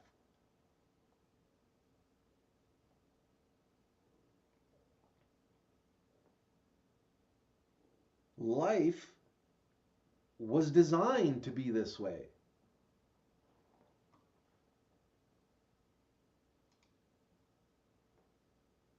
It was designed to be difficult and challenging and treacherous. Because we as human beings were designed to work like a bicycle.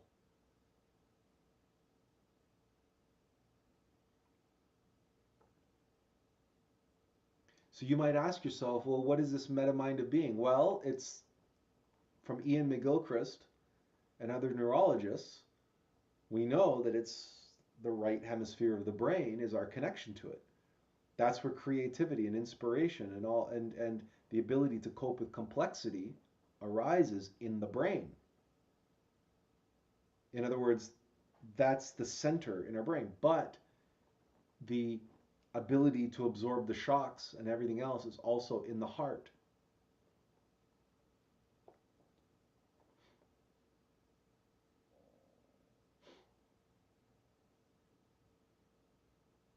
But it's the rational mind. This is not about abandoning it or throwing it away. No, you need your rational mind. The bicycle needs its rear wheel with all the complicated gearing. And it needs that rational mind's capacity to be fixed. Because that's traction, that's where the rubber meets the road. And there's a time and there's a place for that solidity and for that predictability and that fixed knowledge. So when we receive from meta-mind of being and we translate it through the rational mind, that's where the ineffable and the subtle can be translated into a form, into a fixed form, and it can take shape, and it can take structure, and it can be explained, and it can be broken out into its component pieces in order to be able to accomplish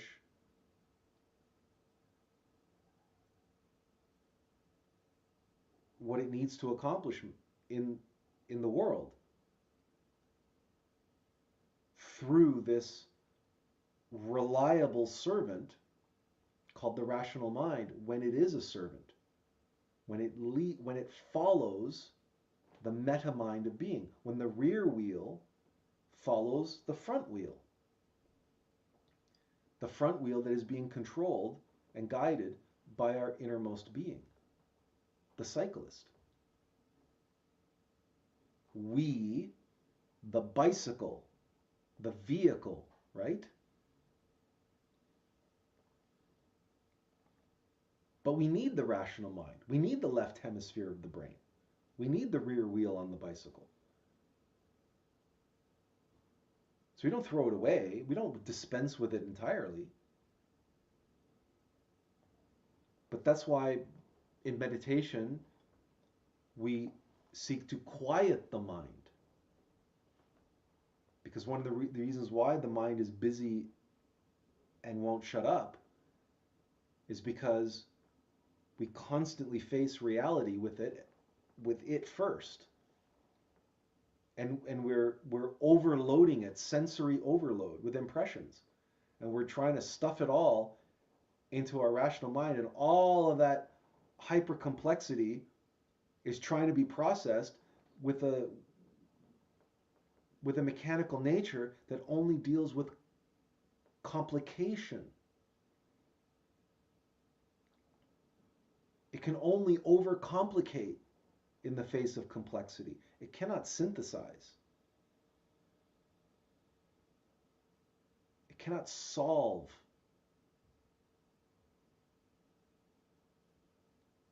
It can only reduce, like in mathematical terms.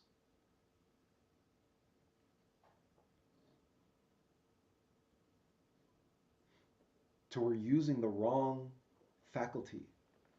And when you try to ride down a trail like this backwards or on a unicycle, don't be surprised that you're falling down all the time and you're running into trees and you're running into rocks and so on and so forth, and you're skinning your knee and you're bumping your head and so these are all cause for frustration and failure. You're not using your tools the right way, your faculties.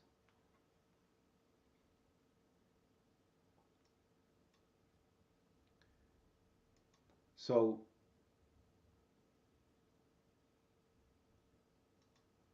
you hold the key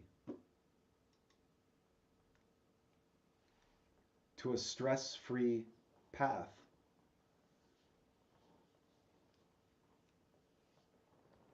You hold the key. And the key is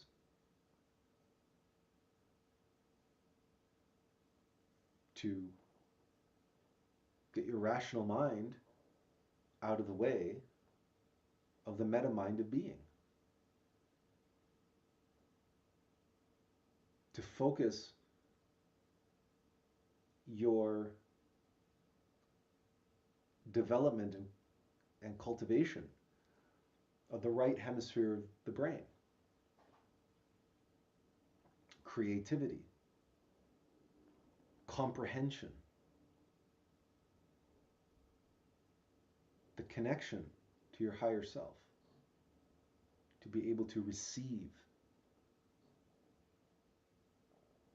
and make your reliance on your innermost and on the meta mind of being first and foremost in your life, and what you rely on to guide you to solve the complex problems of life, to navigate the complexities, the hazards, the obstacles of the path. And where you encounter worldly complication, your mind will be ready to step up and handle those issues, because your mind, your rational mind, has taken a back seat where it belongs, the rear wheel, with all of its complication and its fixed conditioning. But if it's relaxed, and if it's not overwhelmed and it's not overtaxed,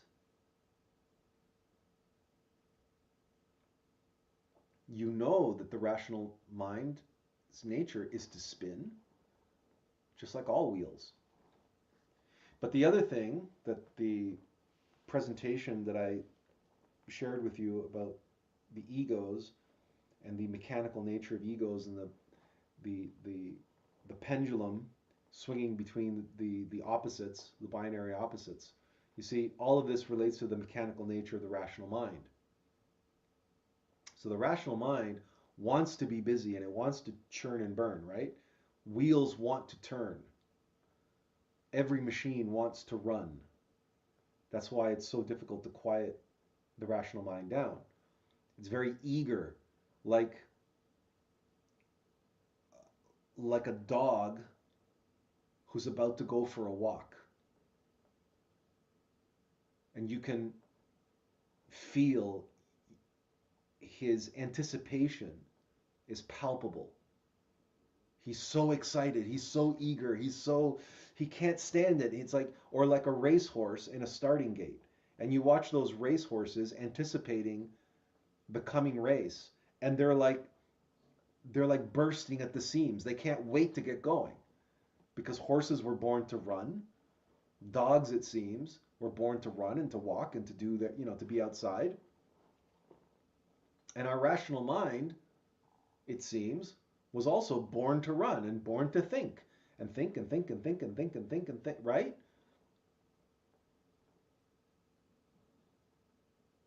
And so let it. Just observe it. But don't let it lead you. Don't allow your rational mind to be the sole wheel that you're balancing on and trying to navigate life with. Because that's extreme unicycling.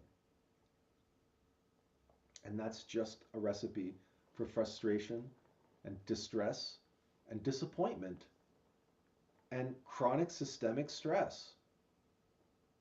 You're just constantly subjecting yourself to unnecessary injuries, superfluous accidents that are going to keep befalling you. Why?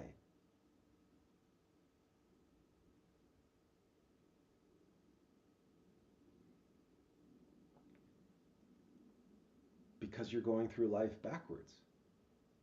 You're unicycling. You're doing extreme unicycling when what you should be doing is allowing your innermost cyclist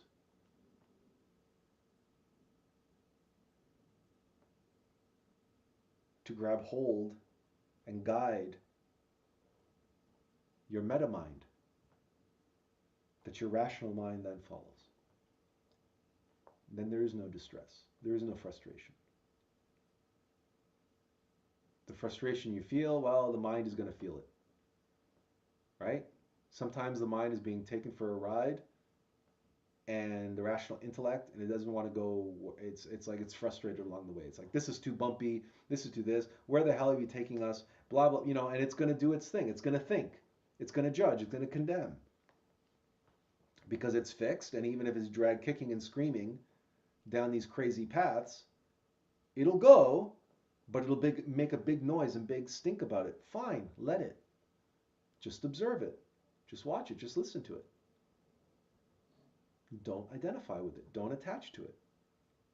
The rational mind is going to do what it's going to do. It's going to be mechanical. It's going to be dogmatic. It's going to be fixed. It's going to react the way all machines do when to circumstances and people that do not compute, that do not follow its designed expectations or its conditioning. Fine, let it. Let your rational mind and your egos that are its playground freak out and have their freak out. Just observe them and let it go. Like any egos that bubble up, any fear, any whatever that comes up. And the rational mind, like children, like pets, right? It's going to want to grab your attention and hold your attention. It's going to create streams of consciousness and chains of thought. And it's going to want you to become entangled. And if you've ever been driving on the freeway and you snap out of it and you realize, oh my God, you don't know where the last 20 miles went. It's because you were probably daydreaming while you were driving on the highway. Because your rational mind had taken you on a whole fantasy string of thoughts. What we want to do is practice being in meta mind. The rational mind is going to do what it's going to do, and we have to observe it. Can't avoid it, can't dispense with it.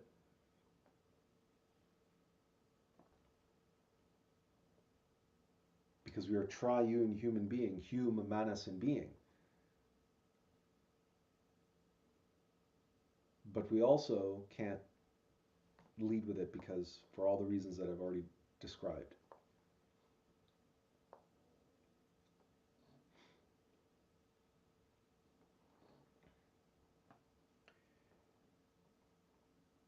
Meditation is how we cultivate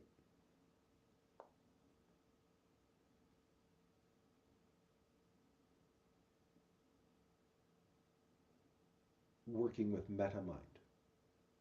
But not just meditation, but the other practices that I've talked about many times, self-observation and self-remembering. Because at the end of the day,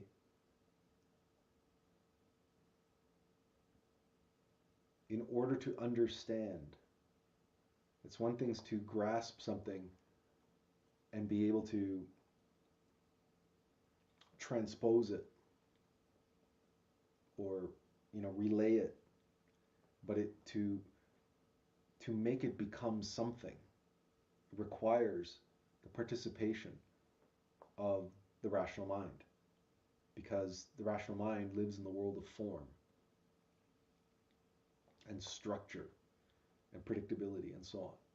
That's why it has all the expectations that it does, because that's what it computes. That's how it understands the world, in that complication. And so in order to apply what we receive from our innermost through meta-mind, we often have to, again, transpose that or interpret, translate from the ineffable to the solid, to the world of form. That which others can interface with, because sadly, most of the world sees the world through their rational mind.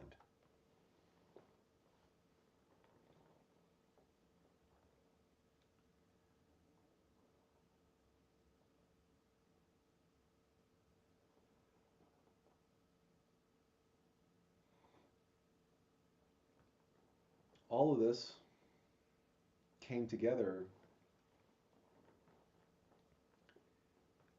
not least because of some conversations that I had this week, but also last night I went to go see Nuremberg.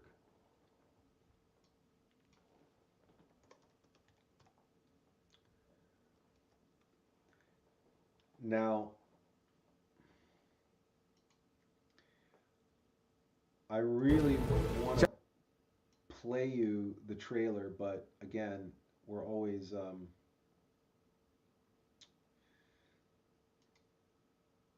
Justice Jackson? They captured Herman Goring alive. What are they going to do with him? You are standing inside a secret military prison. It houses what's left of the Nazi high command. Hey! Never do that in my prison again. The governments of Russia, France, Great Britain, and our United States will put these men on trial for their lives. It can't be done. There's no international law to base the charges on. The world needs to know what these men did. Dr. Kelly, Central Command thinks you're some kind of hotshot head shrinker. You will inspect and ensure the prisoner's mental health. The one you'll have to watch the closest is Goering. There's a appointed Hitler's successor in 1939 and is the highest-ranking German military officer of all time. He's highly intelligent, charming, and a narcissist. I am going to escape the hangman's noose. Very sure of yourself. No man has ever beaten me. I'm going to pause here. That's obviously Russell Crowe and Rami Malek. The prosecuting attorney is played by Michael Shannon.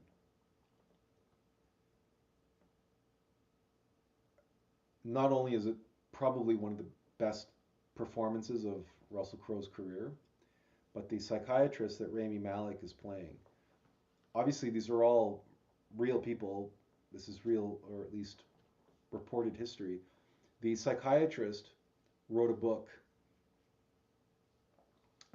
following the events of Nuremberg, and the film addresses what took place and what happened.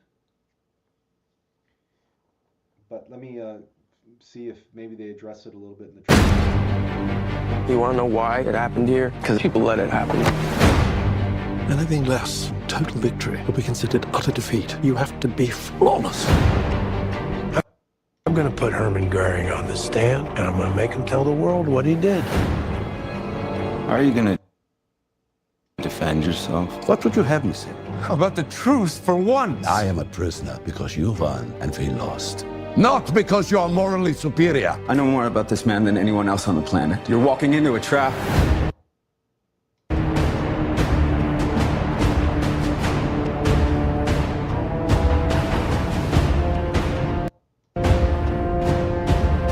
We are able to do away with domestic tyranny only when we make all men answerable to the law. So that it can never happen again.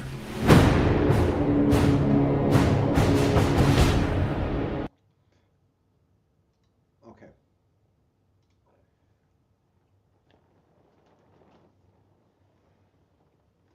They bring in this psychiatrist to interview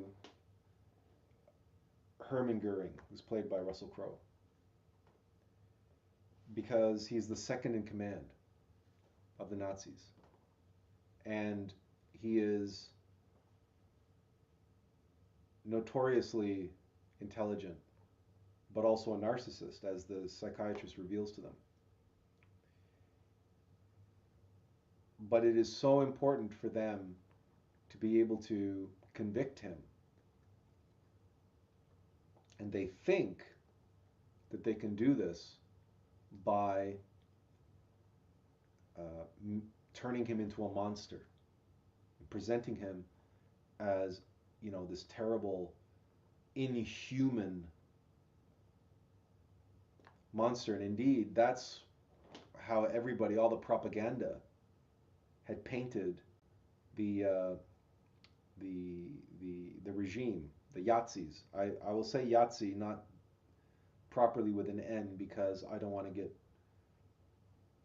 this video to be taken down by YouTube.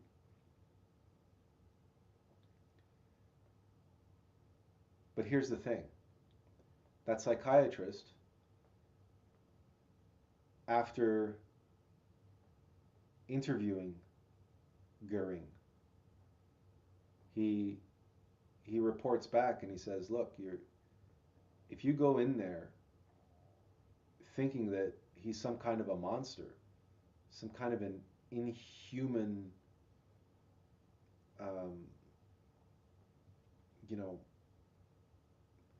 simple-minded, single-minded, evil creature or whatever, you're going to lose.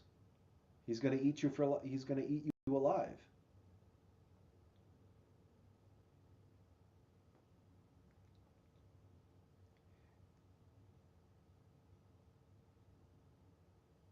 it's a case of the judicial system and the army, the political system.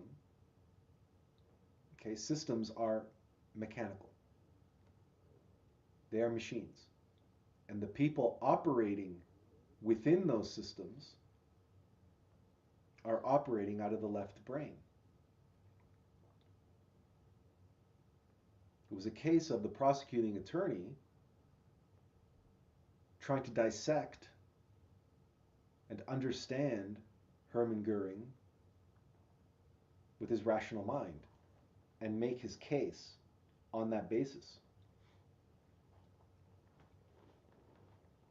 And it was easier for him to reduce Hermann Goering to a monster, to someone who's simple-minded, single-minded evil. But that's not what Hermann Goering was. And the psychiatrist very quickly understood. He actually developed a relationship, you might say almost a friendship, because of how human Hermann Goering was. In other words, he was complex, like all of us are, like all human beings are, complex. The systems, the elite, who look down on the average person, they see the world through the left brain, through the rational mind, and the rational mind wants to reduce people all the time. You see the wokes with their identity politics. They want to reduce you to your gender or your gender identification, to your race, or to your sexuality as being the defining trait of who you are. That's left brain thinking. Even though they're supposedly all in their hearts and compassionate and everything else, and they want to make the world a better place, so-called, and this, that, and the other thing, but their entire modus operandi is left-brained. It's all mechanical. It's all reducing people. And so much of government and so much of companies and corporations reducing people to numbers and everything else. Well, suffice it to say,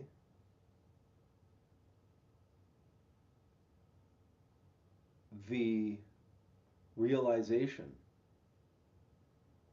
of what it will take to defeat Goering on the stand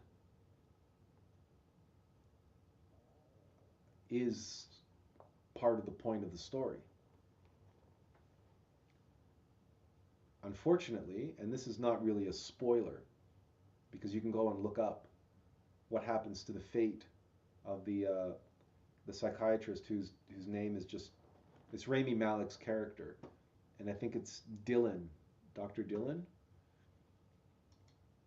but his first name is escaping me.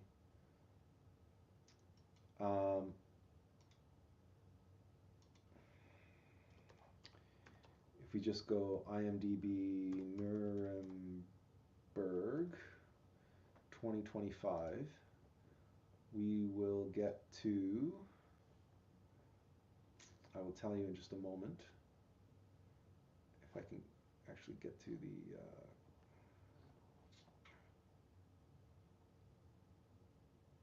sorry, it's Douglas Kelly.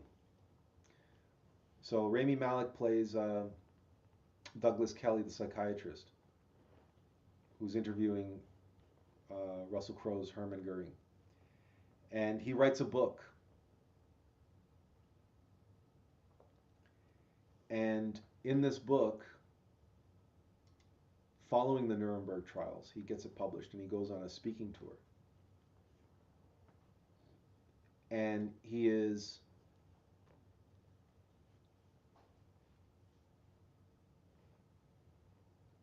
using his experience, his experiential knowledge, okay, that he got from interviewing 22 members of the Yahtzee party who committed unspeakable crimes against humanity. And his interviews and his analyses and one-on-one experience with those individuals, he recorded and published as a warning to the world that don't be misled. These are not monsters. And that if you think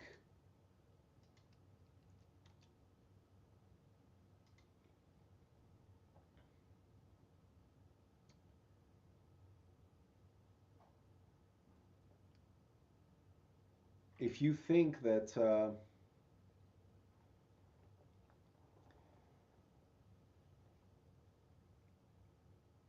these sorts of crimes cannot be repeated, because we'll be able to spot them. We'll be able to pick them out of the crowd because of their uniforms and because of their rhetoric and because of this, that, and the other thing. You're sadly mistaken, and you're only kidding yourself. And that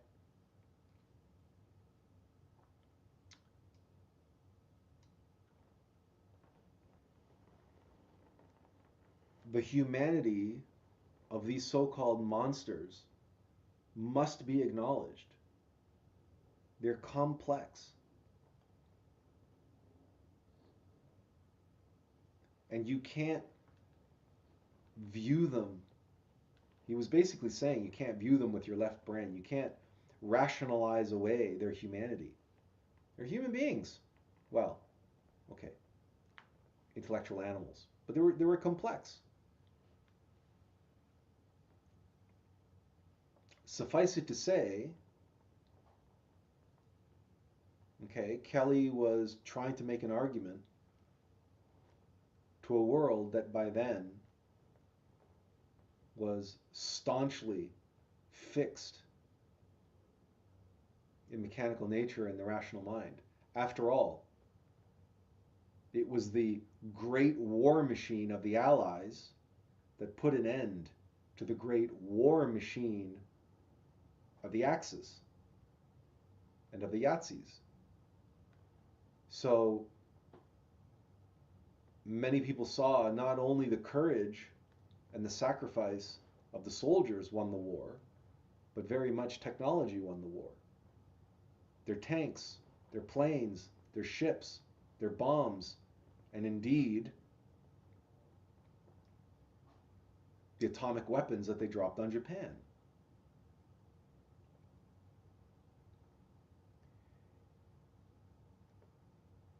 A mere decade after this, Americans would start shooting rockets into space and, supposedly landing a man on the moon.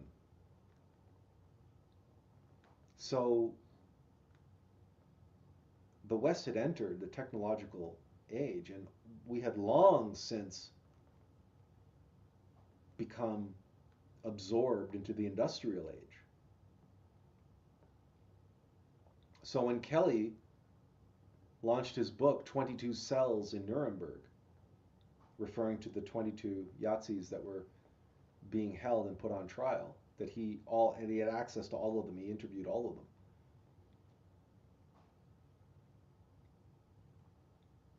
He was met with a great deal of resistance, and that resulted in a great deal of frustration on the part of Kelly. People didn't want to hear what he had to say. They didn't want to hear the truth. They couldn't hear what he was saying because he was not speaking with his rational mind. He was speaking with his whole mind. He was speaking with metamind of being based on his experiential knowledge of being with the 22 Yazis at Nuremberg and spending hundreds, if not thousands, of hours interviewing them and being intimate one-on-one sessions in their cells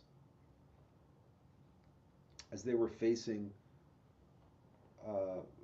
possible execution. And he spent time even with Goering's family.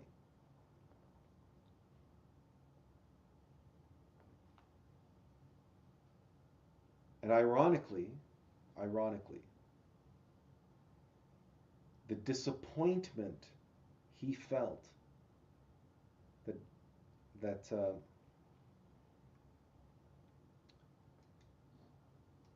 Douglas Kelly felt upon publishing his book and upon having it so poorly received,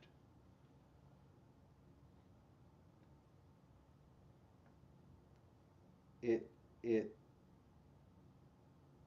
caused him to fall into a deep pit of despair. It distressed him that his experiential knowledge was falling on deaf ears. It frustrated him to no end, and it disappointed him beyond expectation.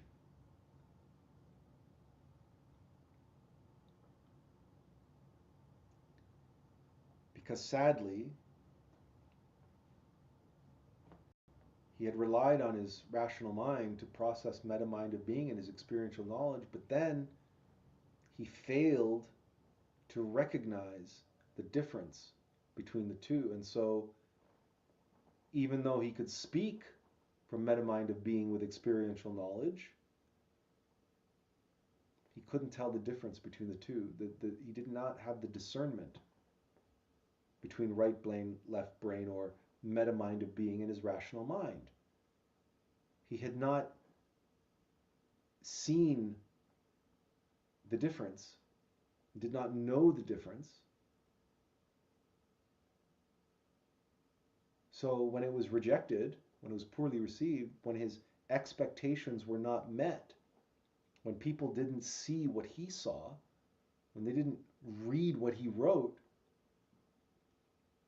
when they did not want to hear what he had to say, he reacted with rational mind. He reacted from the dogmatic, rigid, conditioned expectation that was not being met. He felt that he was a man on a mission, that he went through all this experience, that it meant something, that it was life's purpose and everything else. And then when all of it fell on deaf ears and people didn't want to hear it, he fell into a fit of despair. He was unicycling. And he was trying to navigate, Nuremberg, international politics, the army, the Secret Service, and then the court of public opinion. And publicity and public relations and the media, and he was trying to navigate all of that, but he was riding a unicycle, and he was trying to juggle all of that while riding a unicycle. And it's not a spoiler, it's a matter of record. It is a fact that Douglas Kelly, as a result, his life took a downturn. He began to drink, and eventually he ended up taking his own life.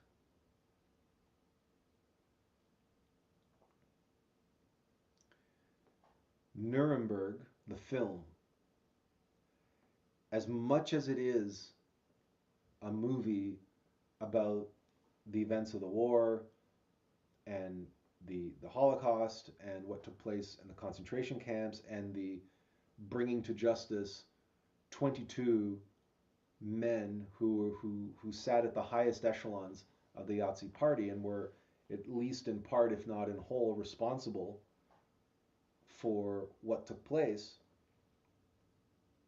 And it's a story told from the perspective of those who lived it, in their own words, from their own accounts.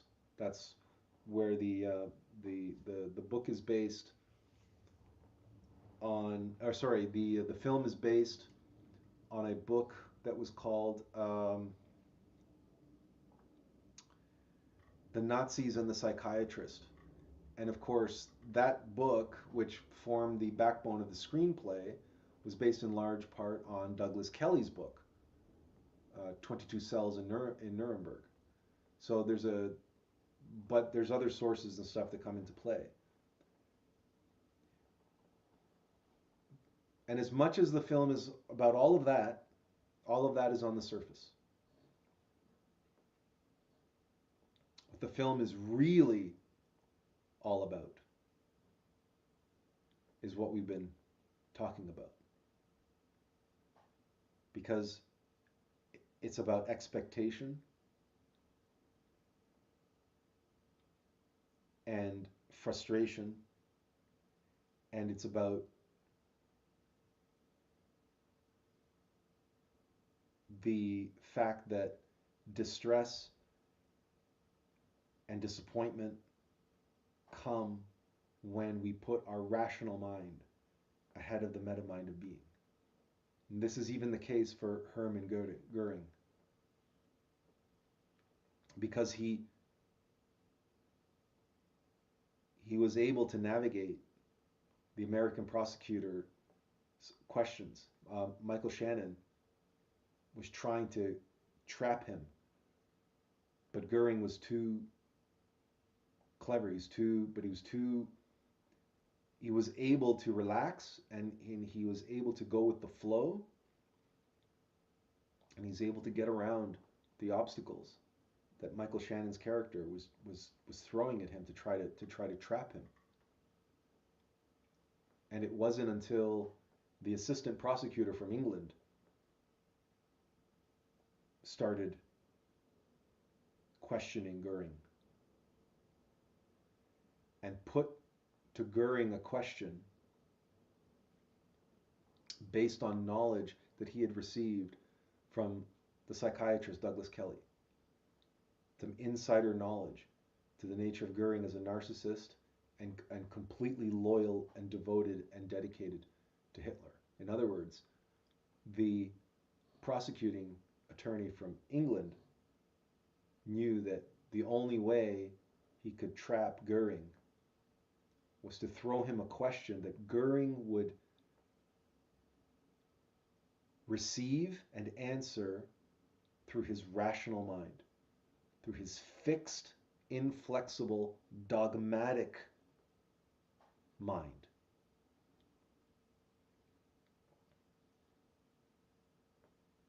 And that's eventually how they brought Goering down.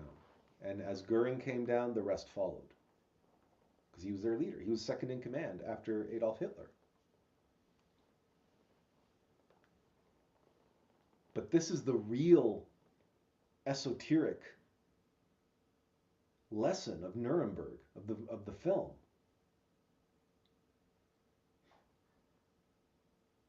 Of the difference between walking through life with expectations versus allowing and being flexible, and going through life with an attitude of it is what it is.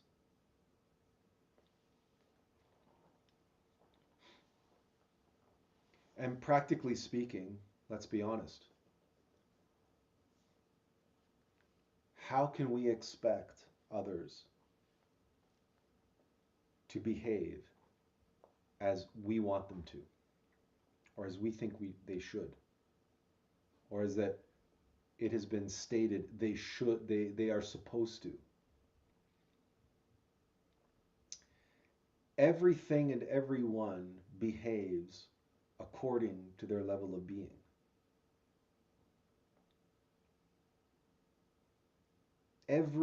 All phenomenon in the universe, certainly in mechanical nature, but everywhere, all phenomena behaves in accordance with its nature. The expression, it is what it is, derives from the Hebrew eheye asher eheye, which means I am that I am. It's also known as the holy name of God. It is what it is derives from I am what I am. And because all phenomena come from God, all phenomena are essentially an expression of God in one form or another. And this is the key, in one form or another, in the world, in the universe of form.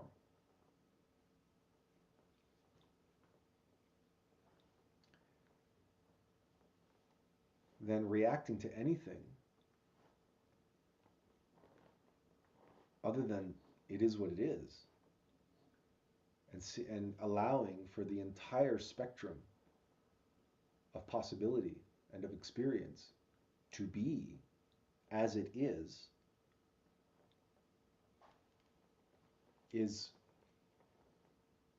a denial of God himself.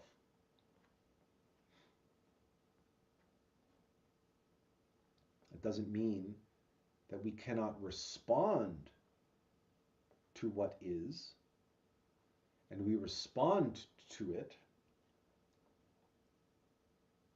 by adhering to the guidance of meta-mind of being. But to react to it with rational mind, that's where all of our frustration and our distress comes from. But allowing it is what it is. And the Latin expression, que sera, sera.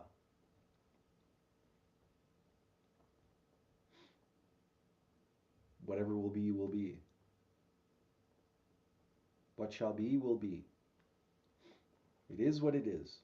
It's a very liberating concept if we are comfortable in being in metamind. If we are leading like the bicycle, with the front wheel complete with its shock absorbers and its ability to go with the flow and turn and negotiate whatever comes our way, like the extreme mountain bikers. And then the path is what it is. It's treacherous, it's hazardous, it has obstacles, it has all manner of hazards, but all of them, in the moment, it is what it is. It's just, and we're just going with the flow, and we're riding, and we're staying present and aware and conscious with one eye in and one eye out. And we're allowing the meta-mind of our being to inform us, our actions, our words, our responses to people and circumstances around us. And that process, there's no room in that process to become attached, to identify with or become attached to feelings of frustration or disappointment or even stress. It's not that you won't feel them. The rational mind will feel them. It'll react. And you can observe that and you can be aware of that. But you don't have to identify and attach to it and indulge it. You don't have to lead with it and allow it to lead you. Because that's not its place. The rear wheel of a bicycle belongs in the back. That's a fact. No one can dispute that. That is an absolute objective truth. You can take that to the bank. That is where the rear wheel of a bicycle belongs. In the rear. And that's where our rational mind belongs. following the meta mind of being. And that's how, it doesn't matter how complex and hazardous the path becomes, we can negotiate it, and more than so, it can become a thrill ride for us. It can become fun, exciting, exhilarating, just as it was to the mountain bikers in the video.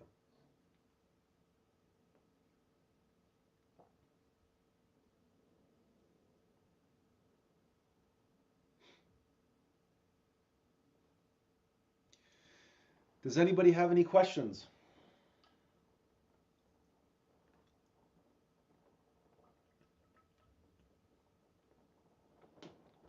I've said many things today on repeat. I've repeated myself a lot, perhaps more than I should have. It's not that I was artificially dragging it out, but I don't see much point in dragging it out any further. This is something, because our frustrations and our disappointments, we all have them.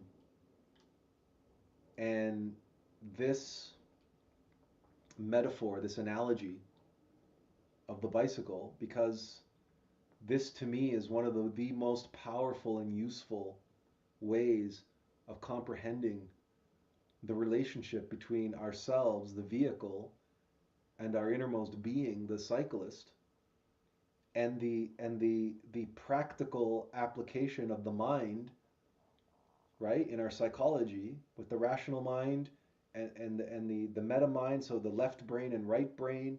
And this analogy so beautifully synthesizes everything. And all of us, or at least most of us, have ridden bicycles at some time in our life.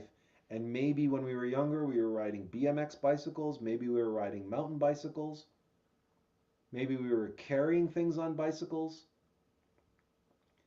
But if we have that experience of riding bicycles, and it is indisputable, it is another objective fact that the bicycle is by far the most popular vehicle in the world, by multiple factors. There is no other vehicle in the world that comes close in terms of success, in terms of popularity, than the bicycle. You can go to places in Africa where motorized vehicles are such a rarity because they can hardly even traverse. But bicycles can go there, and villagers have them. And even the poorest people around the world, they might have like very little of anything else. But if they have a bicycle, they can go to work, or they can start a business, they can take deliveries, they can make deliveries, it's such a versatile and powerful vehicle in its simplicity, in its elegance, and you see what's possible, what you can do and where you can go with a bicycle, that you can't go with any other vehicle. But you can go with a bicycle.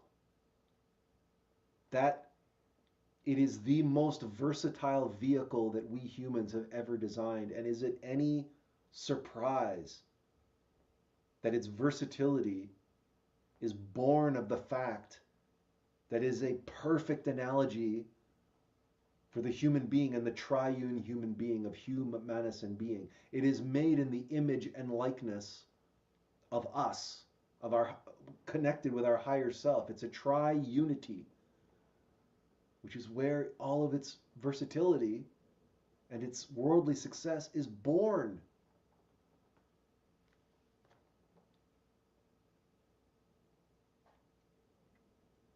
And it just rolls with it.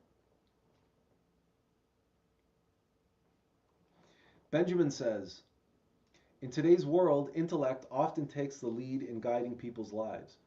which is why many turn to gurus or new age teachers in search of inner peace. But what if you don't have access to a guru? How can you still find peace within yourself? He continues here. He says, many people turn to religion seeking inner peace and a sense of security, as its guiding principles and moral structure provide psychological comfort and stability. Yeah, but again, a lot of that dogmatism and superficial understanding of religion, that a lot of that religiosity is left-brained. It's in the rational mind, and it gives them the comfort and security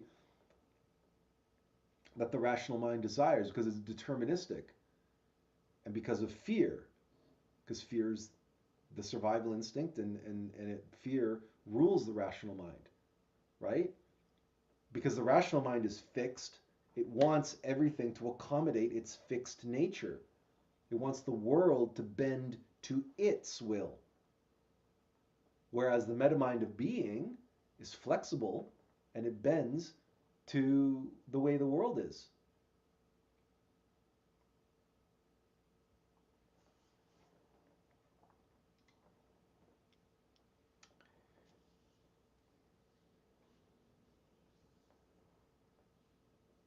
And that's why so many religious people have such problems incorporating or accommodating esotericism and true spirituality, because they have a very limited understanding. Now, I say that, but a lot of evangelical Christians have what I consider to be a personal relationship with their innermost intimate Christ. That their regimented, conditioned, rational mind causes them to project that into an external deity called Jesus. It does not negate the fact that their connection to that externalized deity that you might consider an object of idolatry, but they worship Jesus the man in one sense, but practically speaking, they feel that connection, and in practical terms, many of them hear the voice of God within, that they project it out onto Jesus speaking to them, or God speaking to them. Well, that's fine. That's their limited left brain rational way of understanding it that's been conditioned, because they also take the Bible as the literal word of God, and they can't penetrate deeper into its symbols and allegories. So, but again, this is not to be an object of judgment or condemnation, or an opportunity for us to exercise mystic pride or spiritual elitism, which many Gnostics have, and I've experienced firsthand from a number of different Gnostic organizations. And I have been rejected outright by some of them because of my refusal to engage or accept their rigid, dogmatic views and opinions on certain facets of civilization, and particularly of pop culture. Because I know that God works with the clay that is on the wheel, and that no one has the right to limit God or cut him off from his creation, or to who am I? Who are we to gatekeep and say that, oh, all video games are a waste and all movies are evil and denizens for demons and so on, and rock and roll music is the music of the devil and blah blah blah. Like, these people did not play the video games I played. They did not watch the movies I watched, and they did not listen to the lyrics of the rock music and popular music that I listened to and I grew up on.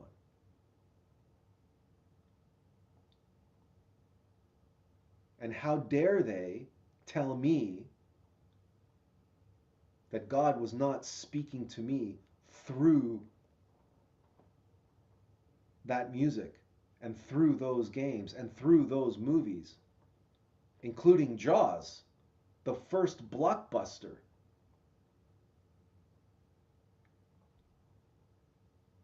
The film that invented the summer blockbuster that everybody thinks is just like a horror thriller movie about a shark, about a man-eating shark. But we know, because I've shared it with you, we've discussed it many times, Jaws is not about a shark. Not really. On the surface, it's about a man-eating shark. But it's subtext. And what made it the first summer blockbuster is that moment of catharsis when Brody says, "Smile, you son of a bitch." And the comprehension, the moment of catharsis, the most powerful catharsis ever put on film. So a lot of the frustration and the anger and disappointment that Gnostic elites have looking at the world and looking at it is because of what Master Samael wrote back in the 50s or 60s about the Beatles and about rock music and what he wrote about movie theaters. Yeah, I know, I read those books by Master Samael. I read those words that Master Samael wrote. And guess what? Master Samael was wrong. For the most part, he was right.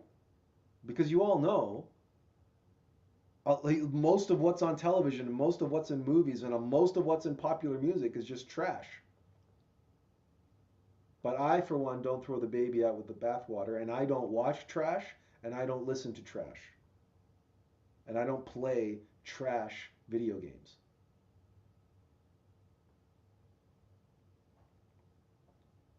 I always gravitated to whatever moved me. I gravitated to what moved my innermost being, what resonated with me, what brought a tear to my eye, because I was so profoundly moved by it. And whether that was classical music or opera or the paintings of the Renaissance masters, or it was the music of Pink Floyd and U2 and too many bands for me to list. And movies that are too many to list. But I could see. I was shown, I was given the eyes to see and the ears to hear the voice of God speaking to me through all of this so-called demonic music. Not all of it, but at least some of it, and in some cases most of it.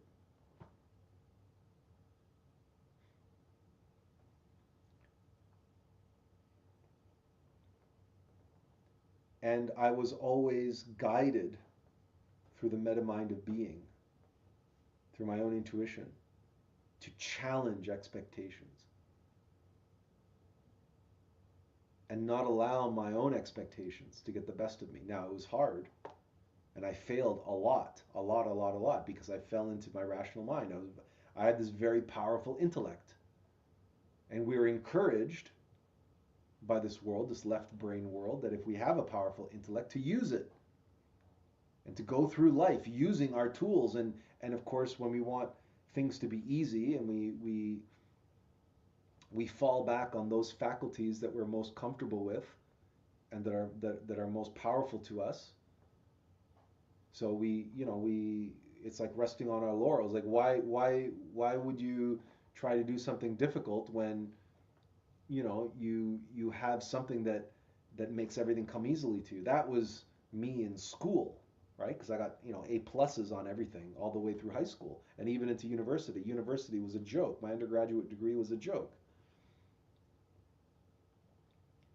So what they say, when all you have is a hammer, everything begins to look like a nail. And that's what we're like. That's what Ian McGilchrist is talking about in his documentary, The Divided Brain, is that we seem to all be just, we're so focused from the left brain perspective. That's our hammer.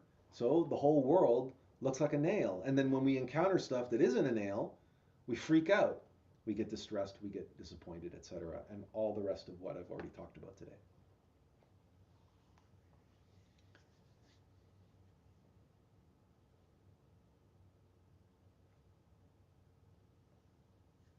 And suffice it to say, this has been a tremendous source of friction between, my family and expectations that they had, and expectations that were put on me by the world, by teachers, by educators, by counselors, you name it, right? But here I am now bringing the world what it may not even realize it needs, but I know it needs.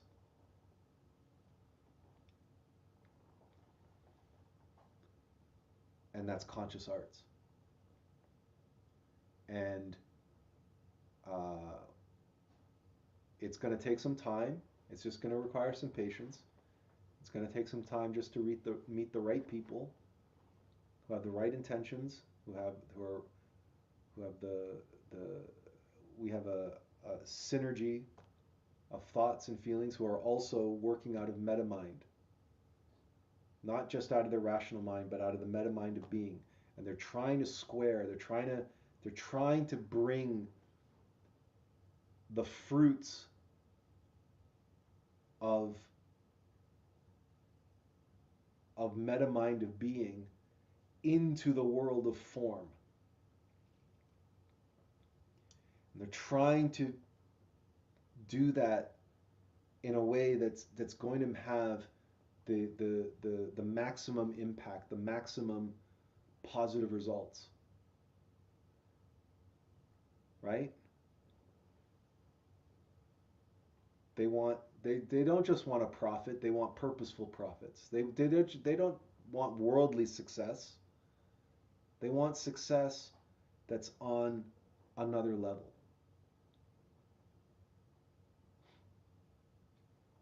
To awaken the conscious state of the art within. Not just within themselves, but within all whom they touch, all whom they reach. A new state of the art. Because the state of the art is conscious art. It's not AI.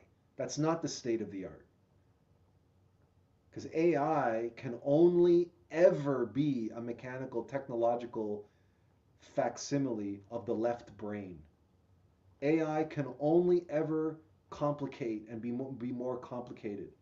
But it can never and will never be complex. And will never be able to handle the complexity of reality, because that requires consciousness. The state of the art within is on earth as thou art in heaven. Our Father who art in heaven. Art means is. It means to be. As above, so below. The state of the art within is our Father who art in heaven. And to be able to create art here below as it art in heaven. In other words, it is what it is. I am that I am.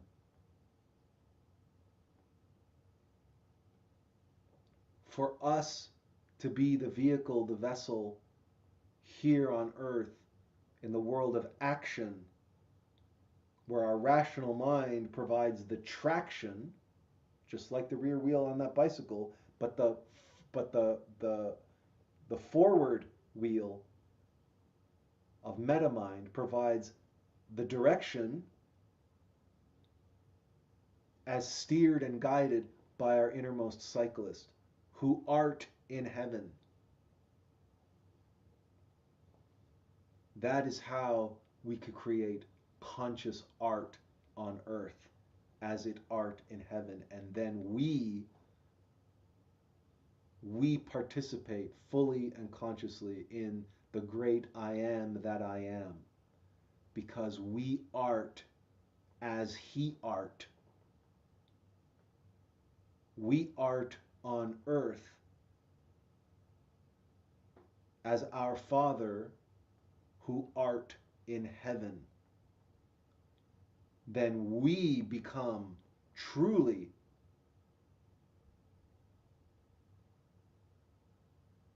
we art as he art. As above, so below. I am that I am. We become the second I am in that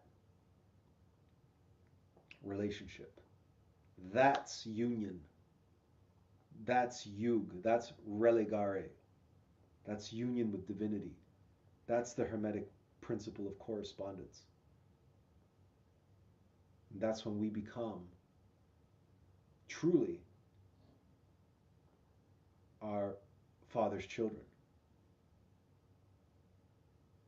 And that is what it's all about. That's the secret sauce. And then our works and our words become a reflection, we become love in action. That great word from the Eastern traditions of Hinduism and Zoroastrianism and Jainism, known as ahimsa. It means love in action. Our Father who art in heaven, his love for us and his love for the world, we become the embodiment, and our words and our works, our conscious arts, become that love, his love in action, through us, through the metamind of our being, into the world of form, through the tool of our rational mind in the world of action that gives us the traction.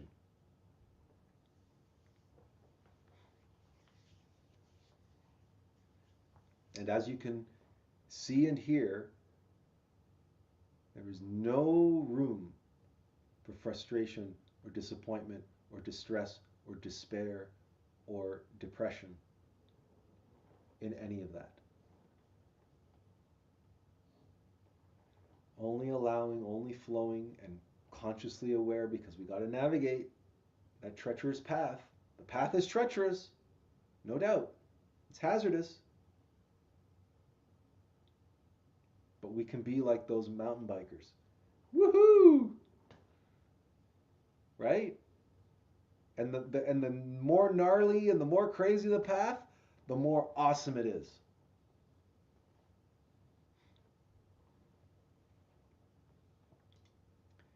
And D.P. Clerk says, and so it is. Absolutely. Amen. So be it. Does anybody have any more questions or comments?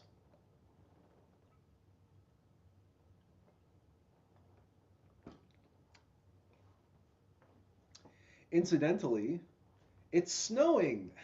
I don't know where you are, but where I am, it's snowing. It's the first snowfall of the winter, this winter. And not even a small amount, like a good, if you measure in inches, it's like I'm looking out at the fence, and earlier I was out taking out the garbage, and there was like a good, 2.5, maybe 3 inches of snow. It was snowing all day. And that's really pretty, of course. Everybody always enjoys the first few snowfalls until we have to start shoveling driveways and stuff like that. But it's not too cold. It's about, I guess it's -2 degrees or 2 degrees. In any case, no, it's -3 according to this. And if I show you this map, you can see where I am here in Guelph. And if I press play, you can see that it's, according to this map, we're going to get snow going all the way through into the evening. So tomorrow morning, who knows how many inches of snow will be on the ground. So we'll have to see. I just thought I'd share that as a fun fact. Benjamin says, it snowed here in Edmonton on Friday, but the sun came out for a while and melted it all away. I don't expect this snow to last either necessarily. I think it's going to get warmer during the week. I haven't checked for sure, but the first snowfall very rarely stays around. After all, it's only November, so but we'll see. We'll see. So any other questions or comments before we call it a day today?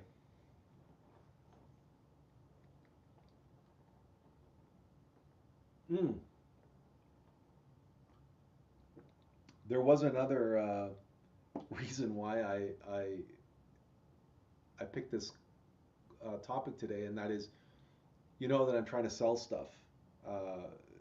We're contents of the house. Why, a couple weeks ago I did a program on stuff, and someone wanted to buy my parents' king size bed, the headboard and bed frame. So it's a king size bed, and they showed up to pick it up in a Honda Fit, which is Honda's subcompact hatchback. And in all fairness, the bed frames might have fit. I didn't try, but the headboard was not going to fit. So, but this individual made me bring out the headboard and the bed frame and try to put it into her car, because she wouldn't accept that it wouldn't fit. Because, hey, even the car is named the Honda Fit. So she said, I fit everything in here. It's everything fits in here. Well, I showed her it didn't. So now that bed and bed frame is now in the garage, because I wasn't going to take it all the way back and put it back in the bedroom, put it all back together with the mattress and everything. So there was another example this week of me having to accept without expectation, despite what somebody said they were going to do, what they wanted to do, and what they came prepared to do, but hadn't thought it through and came completely unprepared to do after all. So whatever que sera, sera, whatever shall be, will be. It was just, I did not poke fun at her. I did not laugh in her face. I did not get upset, or I did not allow myself to be frustrated. In fact, it was after she left that I howled with laughter, because it was just hilarious that somebody would try to buy a king size bed and show up in a tiny little car to take it away. It was just hilarious. Benjamin Raphael says, thank you for today's live stream. Your insights on how the ego exploits our energy, seeking to control and drain our essence, were truly enlightening. I appreciate the depth of your discussion. It's a great reminder for us to cultivate a meditative state of being and learn to accept things as they are. Thank you, Benjamin, for that. Thank all of you, as always, for taking some time on your Sunday, and happy Remembrance Day. I believe it's according to one of my calendars, it's Remembrance Day here in Canada. I guess in the States it's Memorial Day, is it not? Anyway, again, I think it's another reason why they put Nuremberg out in theaters this Friday. So remember, if you get a chance, look up the film The Divided Brain. What happened to it? It went away. So look up the film The Divided Brain, and I think you might be able to watch it on Netflix, but maybe on YouTube. So, and until next week, have a great week.